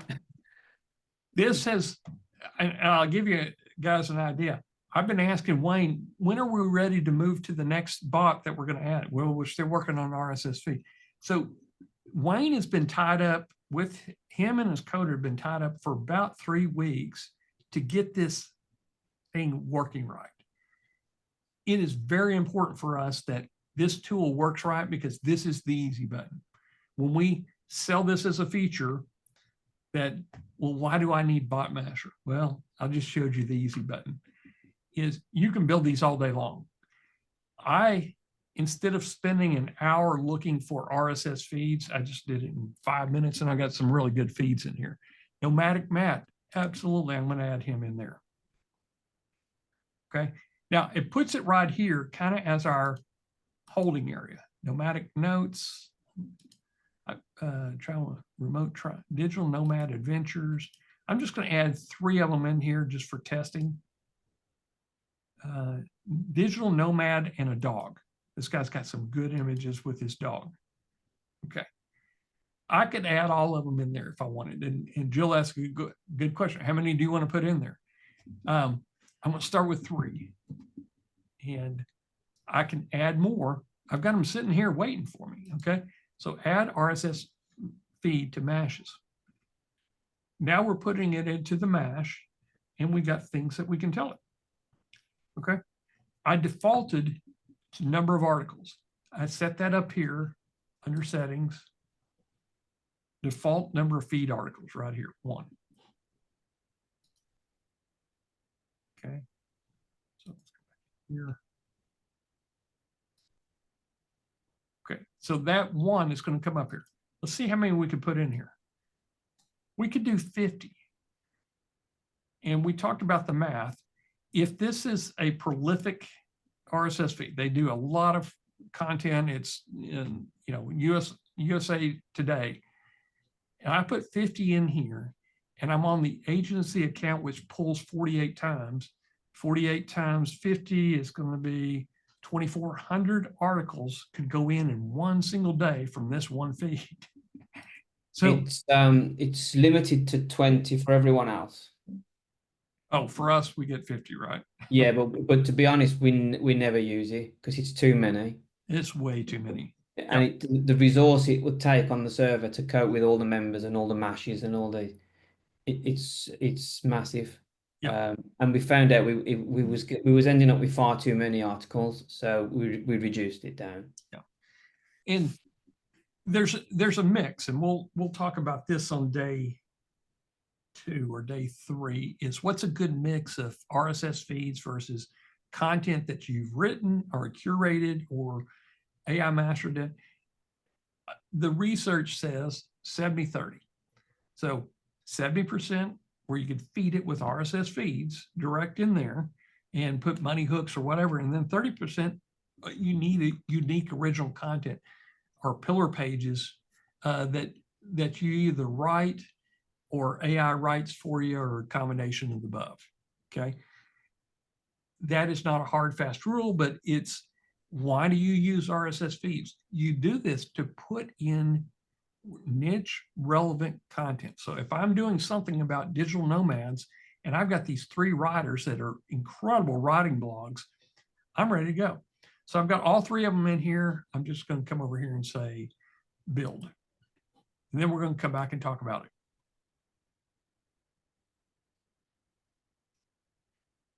Wayne and I feel like we have worn out this button. Yeah. Build, preview. Everyone says I'm running away. Okay, so this is Nomadic Matt's travel site. Okay. And this is Nomadic Matt's travel sites. And 10 essential steps to achieve location independence as a digital nomad. I can tell you right now, this is an AI article. So I don't think that guy actually wrote it. Build your online presence. I think this is a ZimWriter article if you're asking me. Or Jasper wrote it. You get, in conclusion, achieving location independence at AI wrote that. AI wrote it. Yeah. Casa Tortuga, Tulum review and tips. Okay, this is digital nomad and a dog. So he's got, and I know I love his blog. I've watched it or I've read it. But if you'll notice, there is an ad in here. This is his lead. This is a lead gen that he's put into RSS feeds. This is absolutely brilliant. And I would encourage you to do the same thing with your own feeds. But he's got pictures, he's got things he's doing, ticket options, best times to visit. This is a cave. This is the sinkhole, I believe. Yep.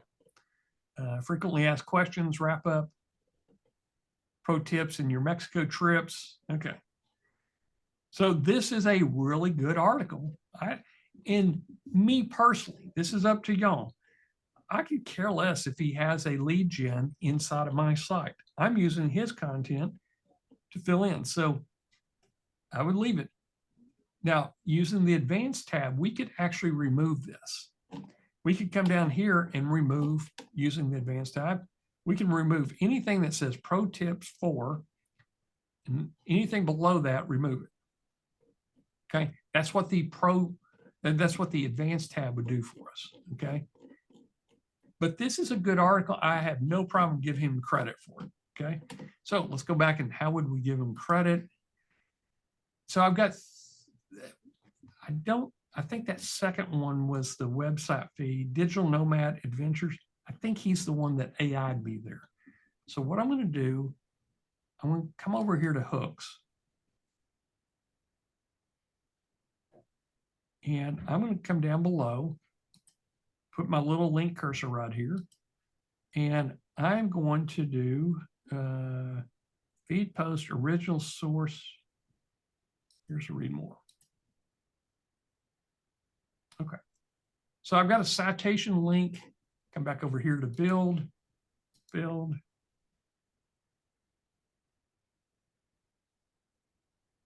web. Okay, everyone says I'm running away. This section right here, we could get rid of it.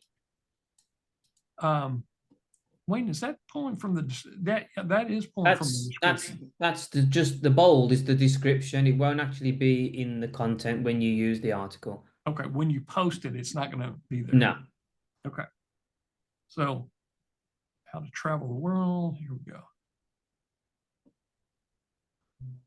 Why did it not put didn't put my citations in there? Oh, I didn't hit update. Ah, that'll do it. Good factor right there. Okay, come back here to build. And I use this citation because I want to see which ones, who they're coming from. Preview web. Okay. Now, for those of you who have asked, this is the actual article that was in the RSS feed. It's not been modified at all. For some reason, it's not picking up that citation either.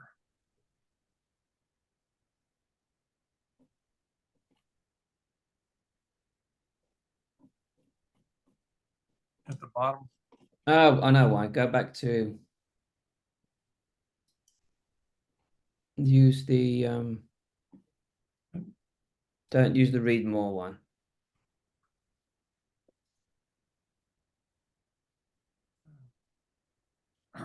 You've got one that's got no click, and you've got one that's HTML. Use that one. If you want to give them a backlink, you can use the one you've just put in. Okay. If you don't want to give them a backlink, you use the no click. Okay.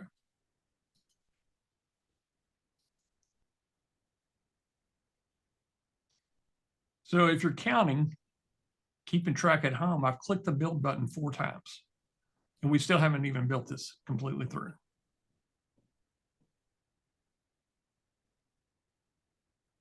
Still not. Still doesn't look like it's putting that citation below. Nope. We'll investigate this. For some reason, it's not working. Put something else in there, just as like some lines or something. You know, like type dash dash dash or something. Title.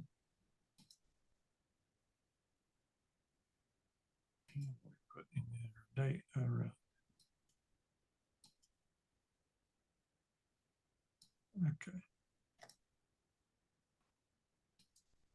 This is a good way I'm showing you how to do money hooks right now. So we have these tokens that you can use, and I always like to do this to put my citation links underneath. It makes it easier to find. But we have multiple tokens in here. You can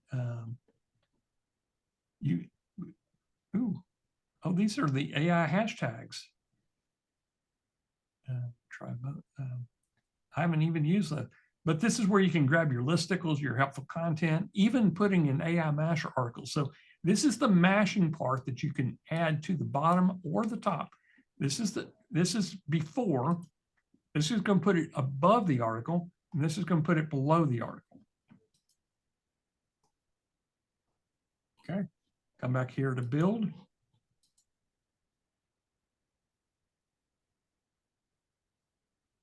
Preview web.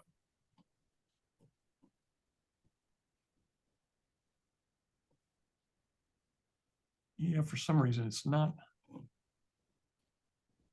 adding the money hooks. We'll get this figured out. We'll have it working tomorrow. I'll have a look at it. Yeah. Yeah, it needs to have money hooks on there. Anyway, you can kind of see where we're going with it, all this. Okay. So I believe that this was the AI written one. So here's what I do is I test it. I'm just going to turn it temporarily off, come back here to build, click our button, and we're wearing out a button over there. Preview web. Okay.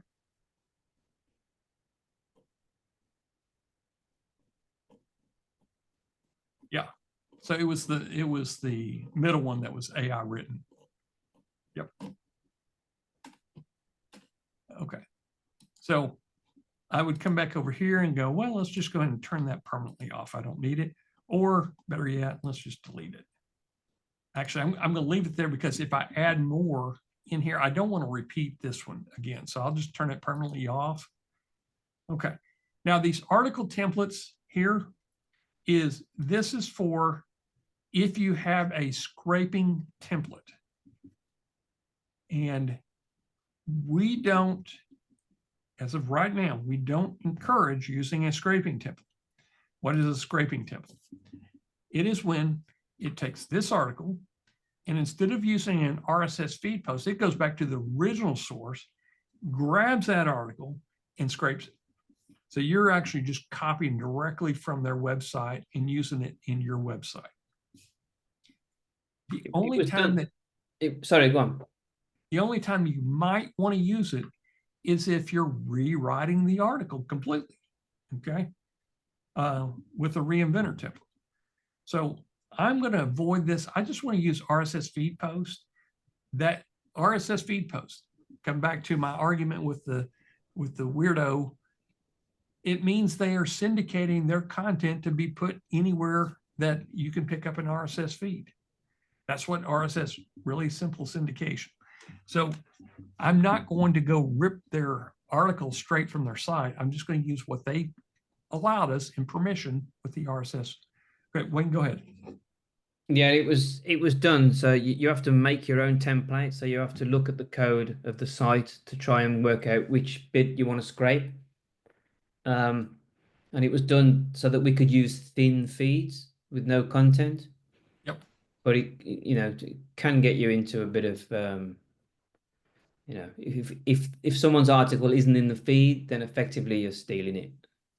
Yeah, and it's which is to be fair, which is what we can do later on when we show you how to rewrite it. But because we're rewriting it, it doesn't really matter at that point. Yeah. And spend content, we have this in here. We don't recommend using it. Let me rephrase it. If you have Word AI and you want to reuse it, go for it. But Word AI sometimes messes up with the format, the HTML formatting coming in off of the feed post. If they have a weird deal in there that had the little lead gen newsletter sign up, it may mess up. So what you would do is check that box, run your build. Did it spin it correctly? If it didn't, just uncheck it. And if you're wanting to test one feed at a time, turn that one temporarily off, okay? So then you could click that, hit build, and yeah, it will only do the first article to save on credits while you're testing. Yeah. I think it tells you that on the build tab if you tick it. Yeah, if I tick this, I don't have it. Yeah, this build button is for testing. No data is collected for scheduling until MASH is active. Spend first article content of each field.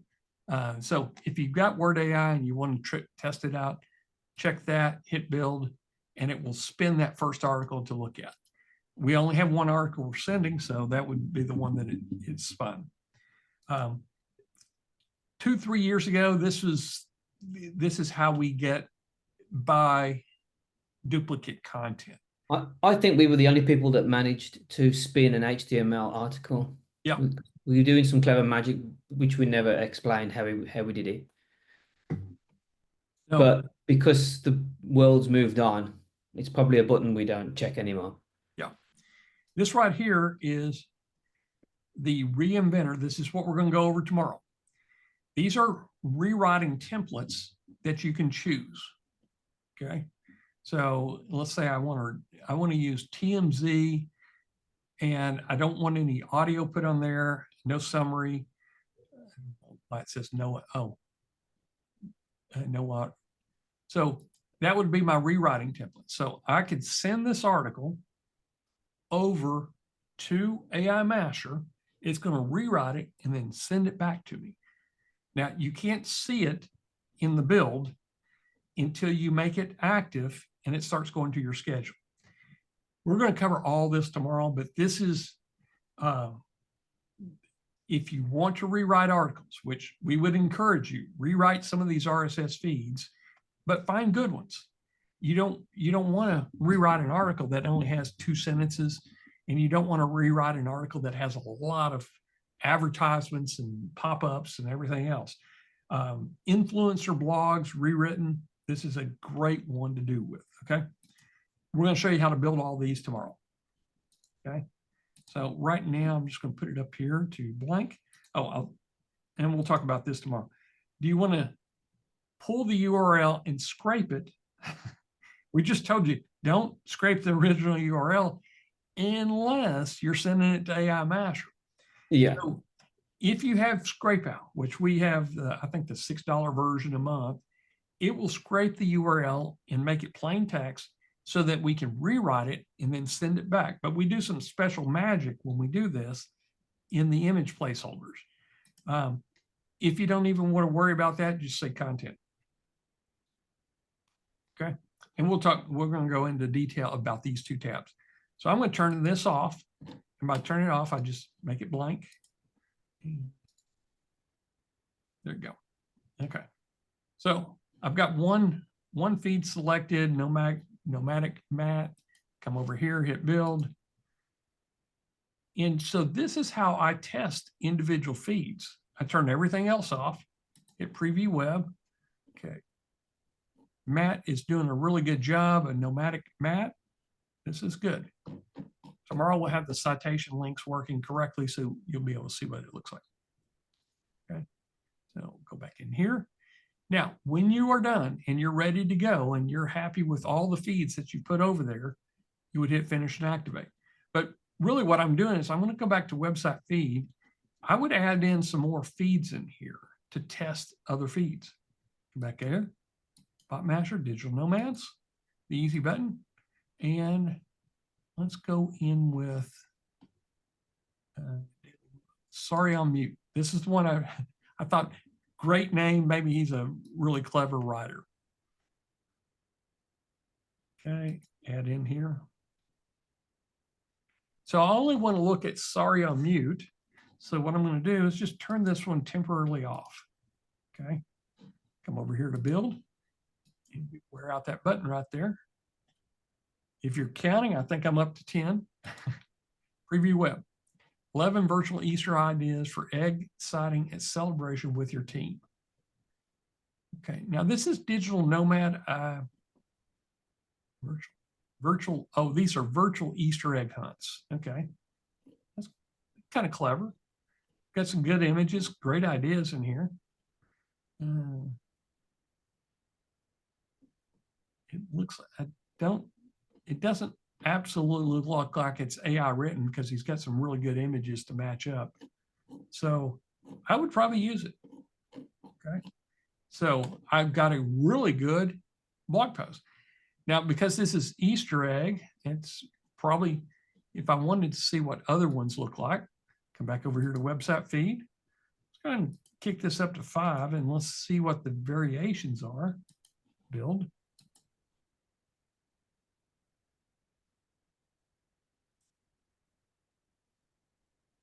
And preview web.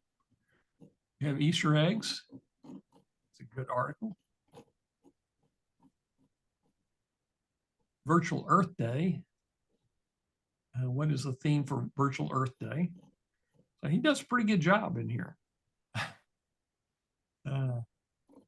He's got a rating for them. Very, very clever. 16 virtual Women's Day celebrations.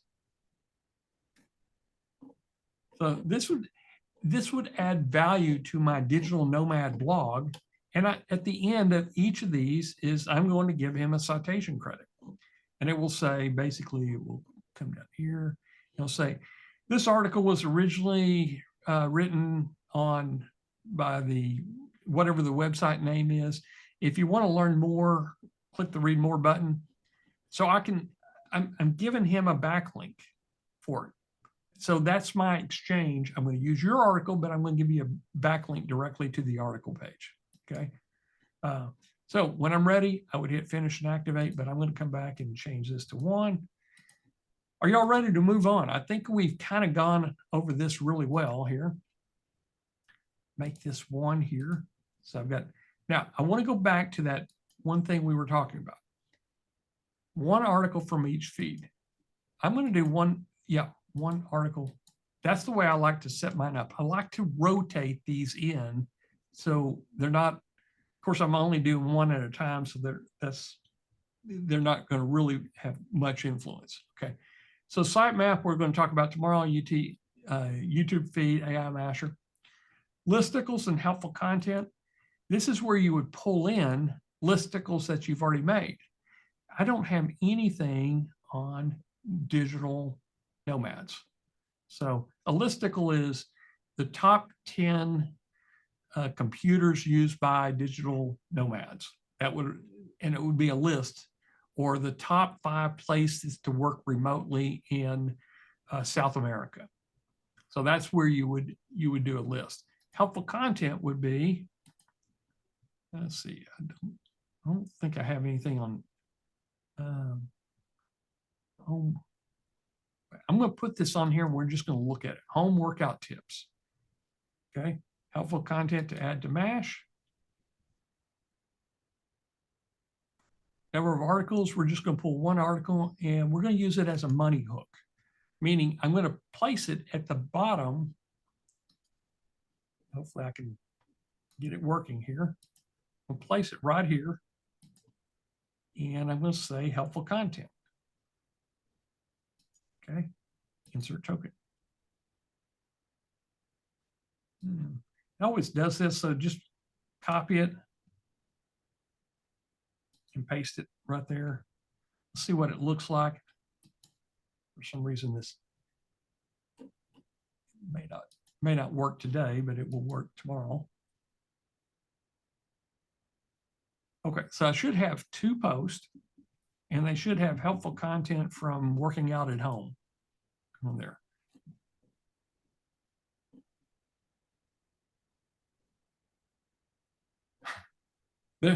None of our money hooks are working right now. So guys, we'll have it fixed tomorrow. That's interesting.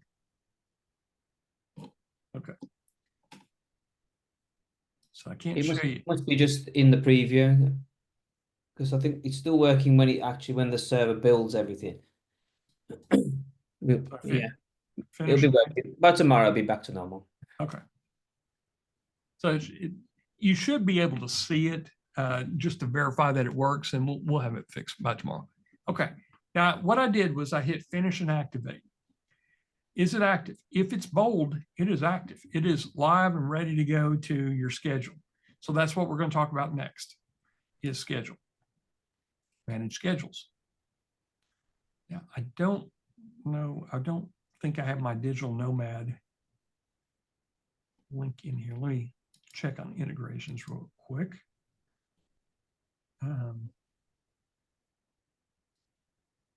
I've got a few sites in here.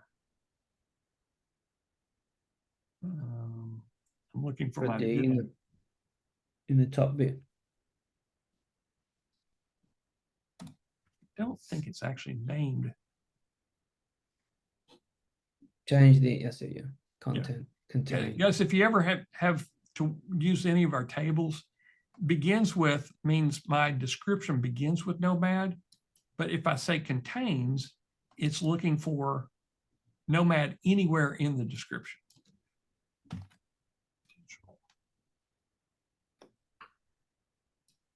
So I don't have one called digital travel. I know I've got travel. Spell it right. I have travel. Top world travels. Okay, we're going to pretend like we're going to place it in there. So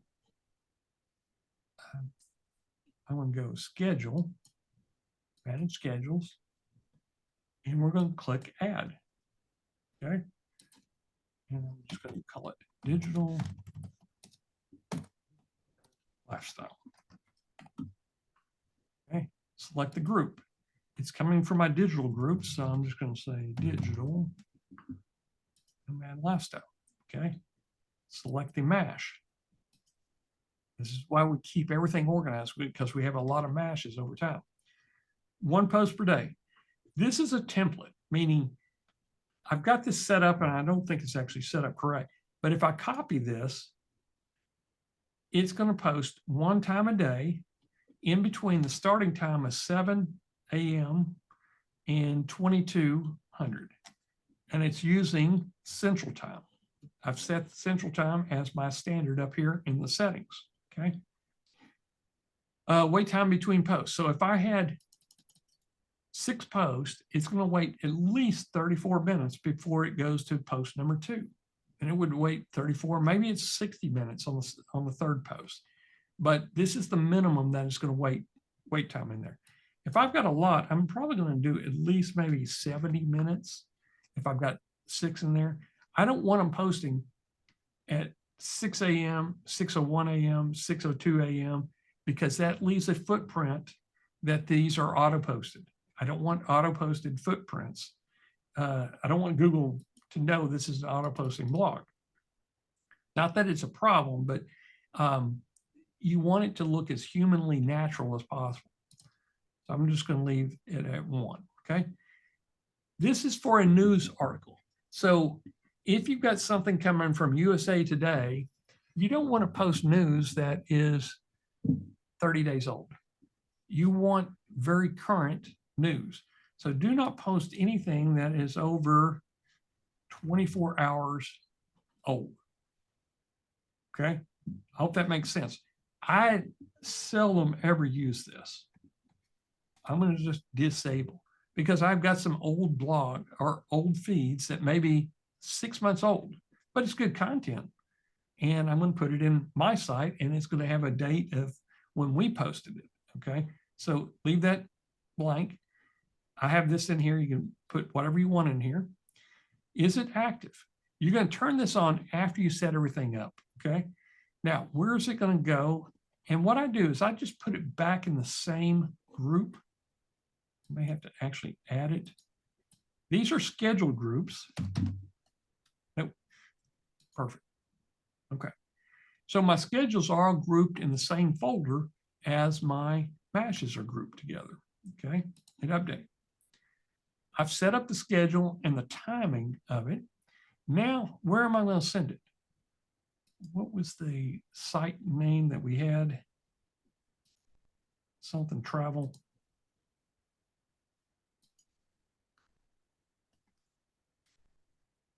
Top World Travels. Okay. Now, this is a WordPress site. In fact, there it is right there. Digital Nomad Travel. This is where I want to put everything in this one category for digital nomad. I could say random category.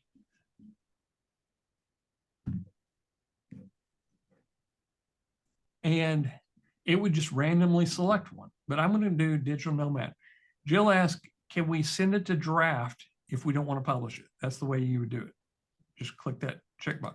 I'm going to publish it direct because we're going to eventually set this up. If I've got a good mash, I just want to see what it looks like. I want it to go publish direct. Okay. Post type is read more. This is just when you have you just have a title and you just want to send a link to somewhere else. Where would you use this? If you've got let's say you have a category that all it is just trending news, and you don't want articles in there, you just want a list of trending news that all it is just a link to a site. That's where you would use it. Use first image as featured. Yes, I want to make my featured image inside of WordPress the first image. Upload all images. Yep. It's going to push it into WordPress. Okay. Post content. Yeah, that's what we're here for, is we're going to post the content. And now it's asking this question, is some WordPress sites, it's going to take your featured image and make it the first image. Some WordPress sites, the typical site is, it's just going to put the first image there. So if you find after testing a couple of times, it's going to put the featured image right above the first image, then you would just exclude that first image from being duplicated. Okay. So I'm going to just leave that off. Create tags with AI. I want 4 tags, all AI generated. Okay. Now I can add other ones in here, and I'm just going to put in here digital nomad.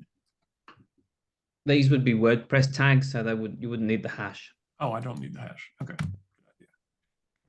And you can put other things in here. And if you don't see that, that's because it's part of the API key.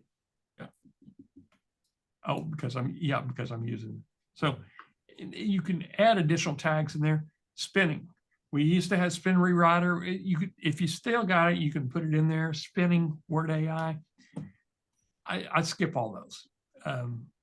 At this point, you could have already done it in the mash itself if you're using Word AI, and that's going to be your best spin if you're going to actually spin it. But spinning it from here is designed to go where you're spinning the entire mash, which would spin your citations, it would spin your helpful content, your listicles. we had this for a very specific purpose, that people wanted a single article from a single feed, and they wanted to spin it at the very end before they put it somewhere else. So don't use these. Omega Indexer. Yes, I'm going to send it to Omega Indexer. You have to integrate it, your Omega Indexer API, in your integrations. Okay, before you'll see this. If you don't see it, you don't have the API set up. Silo this category. We do this intentionally is if you have multiple articles going to this digital nomad, it's going to put in a link to the article it just posted previous. So it's kind of building a silo for you automatically. Link Whisper can do this, and there's other tools, but this is a good start to building a SEO silo. So just go ahead and check that. Okay. If you've got Banner Bear, you can use your templates here. You can do Smart Crop, and then hit update. Okay. You only have to do that Smart Crop once.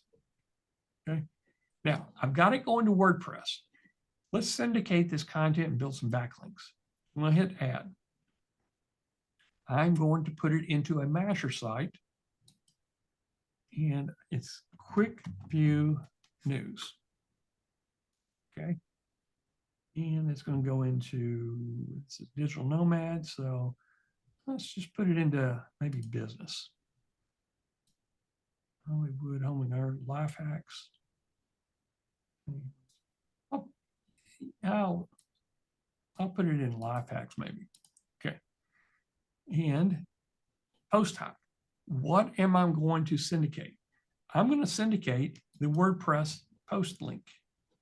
So it's going to take, once it publishes this, it will have a publish link. So that's one of the reasons we want to publish. We don't want to go to draft first, is we want a real link that we can syndicate. You can't syndicate a draft link. Okay. So we've got life hacks is going to WordPress. It's pointing up to the very top one. I'm going to use AI Indexer, and I'll go ahead and send it to Omega Indexer, because we're indexing Quick View News with that. And Banner Bear, I don't need to do this again because it's already Smart Crop, and I'll hit update. Okay. So we have created a backlink from here. We're syndicating the content. We're creating a backlink. Let's create another one. I want to send it to. You have to add AI Indexer in to tell it which, see the option there, AI Indexer. Yeah. You have to add that into the list so that all the ones that you've ticked with AI Indexer, it will know where to send it. It will go to the right one. Okay. Careers. Incidentally, Quick View News is a site that Damon owns. So it's a Masher site. Yep. Yeah, it's one of mine. So you can build your own Masher sites as link pins, and you can post your own articles to them. And I'm going to put this under careers. And these niche and category for AI Indexer are exactly the same as booster pages. Attorney, let's just.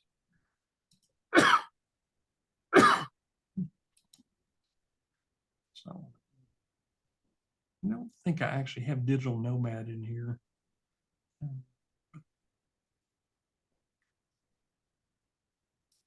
Virtual assistant. You don't have to be exact, just get it close. Okay, and what I'm going to do, I'm going to build a backlink in AI Indexer back to the original WordPress. Okay, so that's why I'm going to always be pushing this WordPress. Just for your information, if I put it into Masher sites as my #1, and I'm building a Masher site up that was Top World Travels, then I would click that link.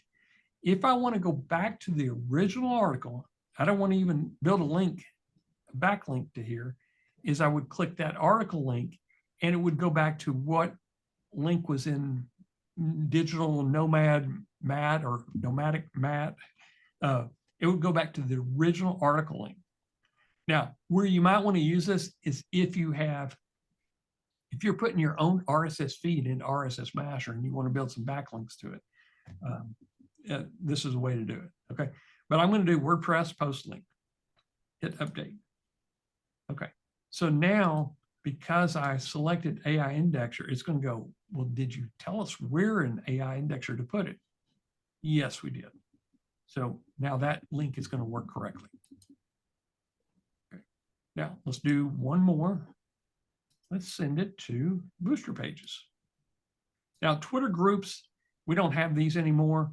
And we talked about at the beginning of the call, Twitter is $100 a month to get this to actually automate, okay, for one Twitter account. I wish it was cheaper, but it's not. Tumblr still works, Blogger. Integromat is actually Make. So if you want to send one out to Make or Zapier, you have to create a webhook with them. But this gives you the ability to really syndicate to a lot of different sources by using Make or Zapier. And we'll talk about this if we've got time on day 3, is creating that webhook to do a syndication automation type deal. Okay, so I'm going to go booster pages. And what did we say? Careers and virtual assistant. Let's go with the same. Okay, WordPress. And sure, we'll send to AI indexer. We've already got define and Omega indexer. Hit update. Okay, so we've got 3 backlinks pointing to this that's going to automate immediately. I'm going to hit update. Okay, got it all saved. Now I'm going to make it active. And hit finish.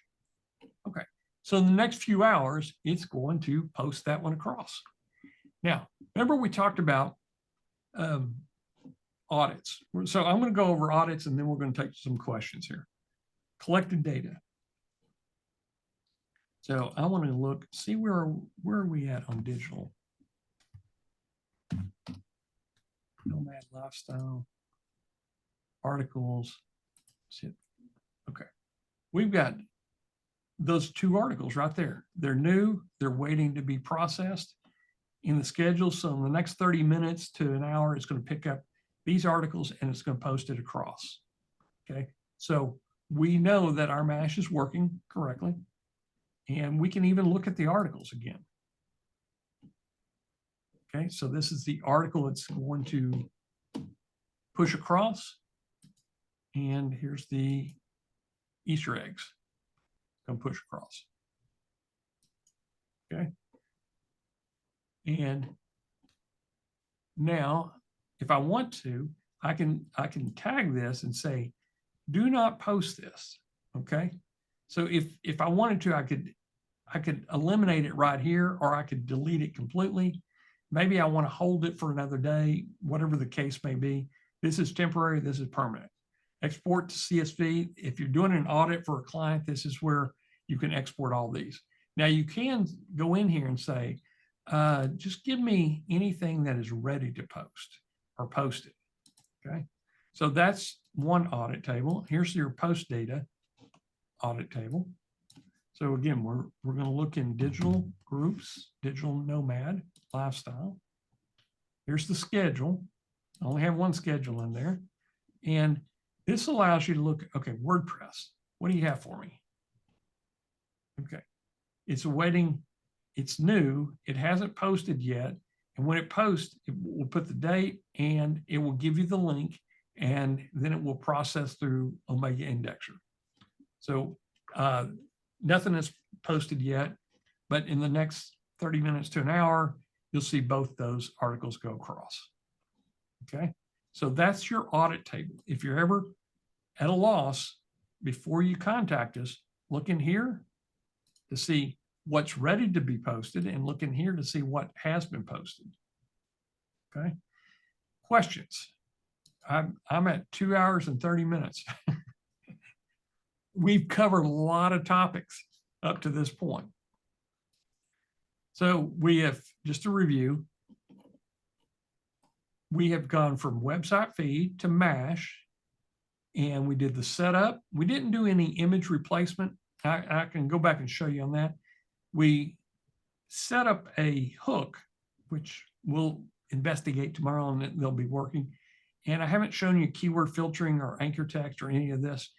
So I'm going to save this for tomorrow Well, actually, I think we've got a little bit of time we can do this, but come back over here. Let's talk about keyword filtering anchor text real quick.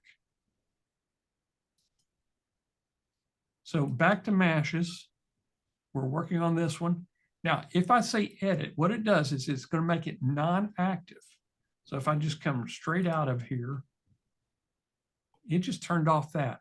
So remember, if you go in and edit, if you don't finish and activate from the build side, you just got to come in and change it back to active. Okay. So I'm going to hit edit. It turns it off. Website feed. So we were going to look at keyword filters. So I could come over here and say all sources, or these are the ones that are already in there. So on website, let's say Nomadic Matt, I could say, I want to use all sources and positive keywords. It's got to have Nomad in the name. Title keyword, these are negatives. So if I don't want it to have virtual, anything in the title, if it has virtual, it is not going to be in the build. Okay. And I think all these, I think the ones from the sorry I'm mute, I think those have virtual on a lot of the titles. Okay. So that's how you would use keyword filtering. If you have put all this in and you're not seeing any data over here, it's likely because there's no feeds with the word Nomad in it, and all the other feeds had virtual in it. So if I come over here to build,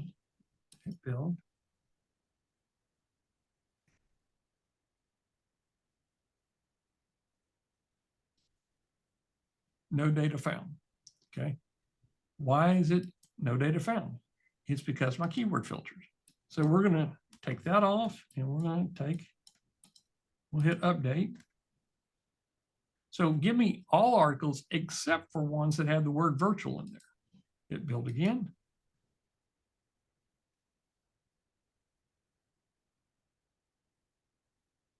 Preview web. Okay. You notice it doesn't have the word virtual in there. And that other site had virtual Easter egg hunt. So the word virtual caused that post not to show up. Okay. So I'm going to come back on keyword filters and take that off. Hit update. Okay. Now we do have an adult filter. So if you can use this, if it has some really bad words in there, it will not post those. So if you have a news feed that has some questionable content, you might want to apply that filter.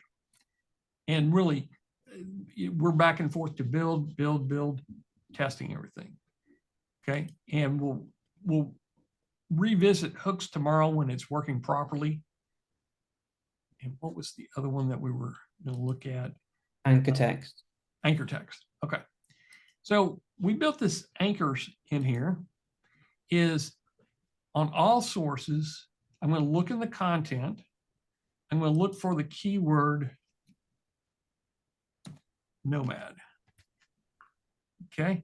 What do I want to do? Possible occurrences is, do I want to put a link in there? So if it has the word Nomad in there, I want to send it to HTTPS. Let's just say AImasher.com. Okay. Now I could spin it. So I could make it spinnable. And I could say HTTPS RSSMasher.com. Okay. So every time, well, possible occurrences, let's say for the first or for 3 occurrences, I want you to swap out the word Nomad and make it an anchor text that says Nomad. And the link behind it will either be AImasher or RSS Masher. Okay. Do you want to open it in a new tab if they click on that link? Sure. Make a link, no follow. No, I want it. So I have created one anchor text keyword. So let's make another one. I would go in all sources. If you see the word Easter, let's not do that. Let's do remote work. Now that may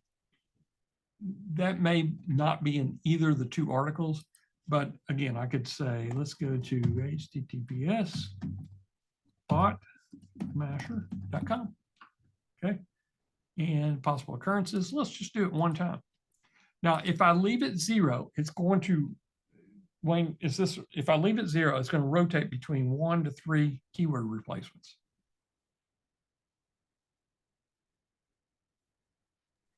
If it's 0, you temporarily turning it off. Okay. So I want to go, well, let's go up to maybe 2. Open a new tab. I do want it to follow, so I'm not going to check that. Okay. So if you'll notice, you could build this all the time with all the different anchor text keywords. But what if there was a way that you could have an entire list of keywords that you went to your keyword research and you found all the keywords related to digital nomad that might appear in these articles, and you want to send them to a specific site, a money page, a newsletter, or whatever you want to send it to. So you would need a keyword and a URL, and maybe even possible occurrences in new tab. What if you could put all this in a CSV list? Okay. You could add this right here to a keyword list. But if I wanted a CSV list, I could come over here and go, well, set up from anchor text list. Now it's looking for anchor text list that we're going to define up here. So I'm going to go, let's do, I got bushcraft in here. Bushcraft keywords, copy. So I had in bushcraft, I've got 1, 2, 3, 4, 5. So if it has any of these words in here, it's going to go to one of these link URLs, possible occurrences, and new tabs. And they're all set up for no follow. I'm just going to turn those off. Okay. So if any of these keywords show up in the articles, it's going to replace them with an anchor text, same keyword, same word, but put a link behind it. Does this make sense? Give me a yes if this makes sense. Okay. The no follow tick box is if Google search bots are crawling your site and they notice you've said no follow, then they'll stop and they won't follow that link and carry on. So it's a way of not passing on your link juice to somebody else. Yep. If anyone wanted to know what that meant. Anchor text list. This is how you define your anchor text, hunting and fishing categories. So I've got Amazon links behind all this. So let's edit this. Remember, I told you you could put any links that you want. So I've got 20 links, 20 anchor text. So if the word trail cameras come in, I've got an Amazon link going to trail cameras up to 3 times. Gun sites. These are all gun sites that I found. And if I take this link and let's just see where gun sites takes me. Here, open. Takes me best sellers in gun sites. How did I get this? Well, I've got an Amazon affiliate account. So if I want, let's look at gun stocks. Best sellers in hunting and shooting gun stocks. So I come up here, get my link, and there's my short link right there. I would copy that, come over here, and I'm going to add gun stocks in here. I don't think I have it in here. Add it.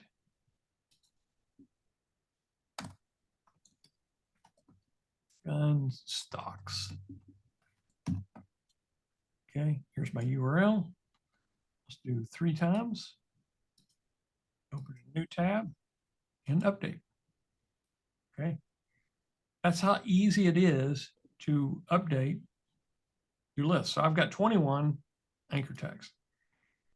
Now these, if you want to, this is money links.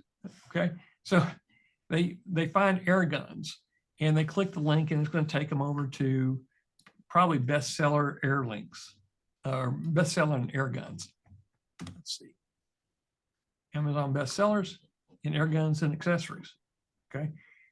When people land on this page, it is game on, because most of the people clicking a link inside of Amazon have an Amazon account and they're ready to buy, or their account is registered for them to buy. So if they say, oh, that's a pretty good gun, Crossman platform, click over here, add to cart, you make 2% or 3% based on your affiliate in here. Okay. These cookies last for 24 hours unless somebody comes in with a new one in there. So giving people the ability to buy instantly from their favorite source to buy from is a really cool thing to do. Okay. So this is anchor text list. These are money links. Okay.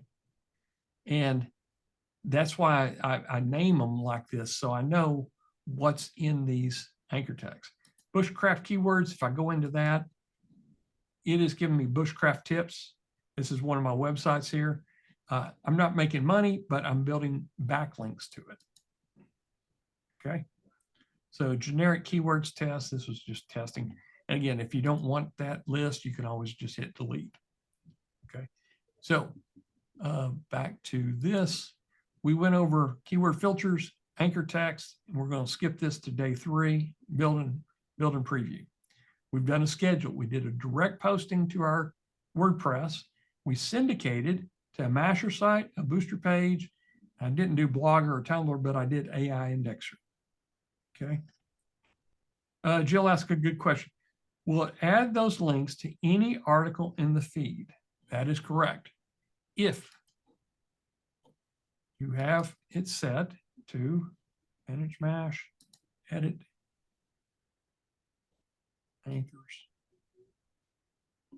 It's one thing, all sources. Okay. So where it's going to go in content. So when you bring it in, you want it on everything, say all sources, set up from anchor text list, choose your anchor text. We're going to do security cameras or hunting and fishing. And you notice you can even stack these together. So I've got bushcraft, I've got hunting and fishing, and I do security cameras. I just keep adding to it. Now, these words are likely not going to be in digital nomad. I'm just doing this for to explain, but you might see something about maybe paintball or personal defense inside of that. But ideally, you would want to use this for your survival niche. Okay. Digital nomad, you probably want laptop computers, travel accessories, luggage. Those are the ones that you want to build Amazon links to. Okay.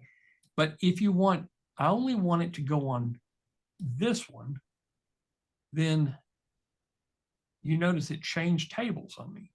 Okay. So this is kind of how I want all sources, and then you see it's going to all sources. Now, if I want to get rid of gun stocks, I don't need that. I'm just going to say delete. And it's going to take that, or I could say delete all rows, and it's going to take everything out, and I'm back to the beginning. Okay. This is a moneymaker right here, is anchor text replacement on any of the articles out there. So even though you have an RSS feed, you haven't done anything, we haven't modified it in any way possible, we're using their content with our anchor text links. Very, very powerful. Okay. Jill, I hope that answered your question. It's you can do individual, and you'd see an individual table down here, but we just do all sources. Okay. Questions? That's we're at 2 hours and 45 minutes. Hopefully you've enjoyed the call today. And it's been a long call, and maybe this is the longest one that we're going to have, but I think we've got a lot of good information for you. And I'm hoping not only do you know how to set up a mash and test it with a website feed. We're going to do all these later, but I want you to be proficient at this. This is the main thing right here. Website feed to mash, set your settings, build until you like it, finish and activate, and then schedule it. Okay. once this is set up, I don't have to touch it ever again. Okay.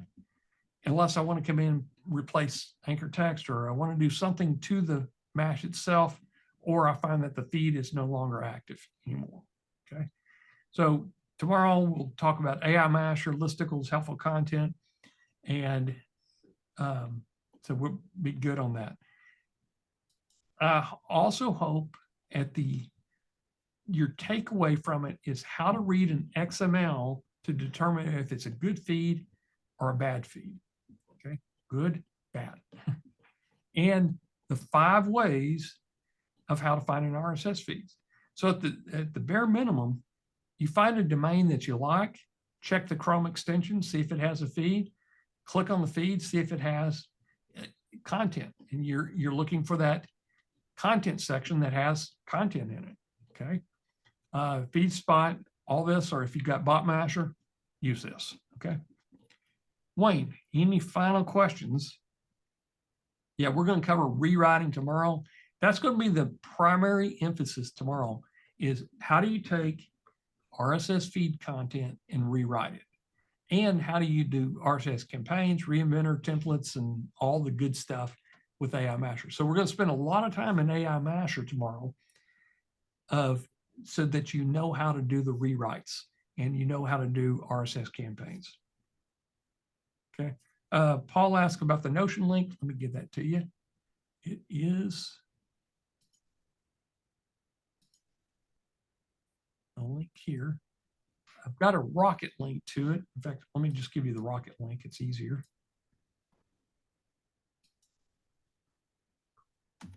These are class notes. And we will fix the Zoom emails because a lot of people came on an hour late. Okay.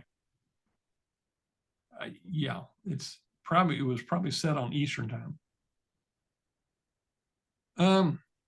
Jill, we'll talk about it tomorrow's add your own writing style. Absolutely. There's some ways to do that. I think we put in the different copywriters. So you just find your favorite copywriter that you want to kind of mimic the style around. I like John Benson. I like the Ryan Dias and Dan Kennedy. So we'll talk about that tomorrow. You got your link in there for the notes. So tomorrow it should start at noon Central Time, which is 1 p.m. No, Eastern time. Noon Eastern time. It will start tomorrow at noon Eastern Time, which is 11 a.m. my time in Central Time. Yeah, whereas the emails that went out had got it wrong, unfortunately. So we apologize for that. Yeah. I said at noon Central Time, but it's actually 11 a.m. Central Time. Yeah. So tomorrow it will start. And again, we'll have the replay in a course, and we're also going to have it on YouTube. So you'll have a chance to rewatch what you may have missed today. And again, I apologize. And if you don't have RSS Masher, if you're watching the replay or you're just new to here, we do have a 20% off any new purchase, or if you want a license upgrade from standard to pro or pro to agency. And then other resources are all in here. And I just wrote this article, Why Content Marketers Are Returning to RSS, with the transformation tools that we'll talk about tomorrow and on Friday. Okay. Thank you guys for joining us. Any final questions, Wayne? No, but just the only thing I can say is remember what these 3 days are going to teach you and actually put it into play, because some of the sites we've got that I haven't touched in years just keep growing and growing and growing, and I never look back. And that's the power of RSS Masher and AI Masher to help you rewrite. Yep. Which we'll show you tomorrow. Yeah, Mike asked about the booster page. The URL to log in is members.boosterpages.net. Agency is agency. That's the highest level you get.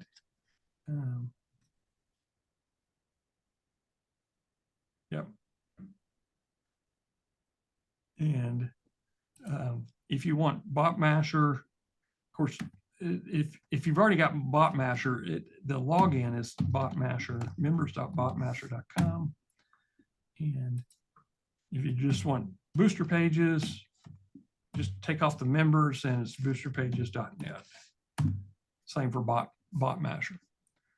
So we're really excited about BotMasher and especially how all our tools are all linking together.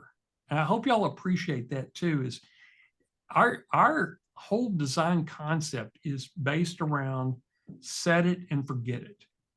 We don't want to be sitting here all day long putting in 60-70% of our content as RSS feeds or rewritten feeds. We don't want to have to do that every day. We want to set it one time, and the next 2 years we never even revisit it.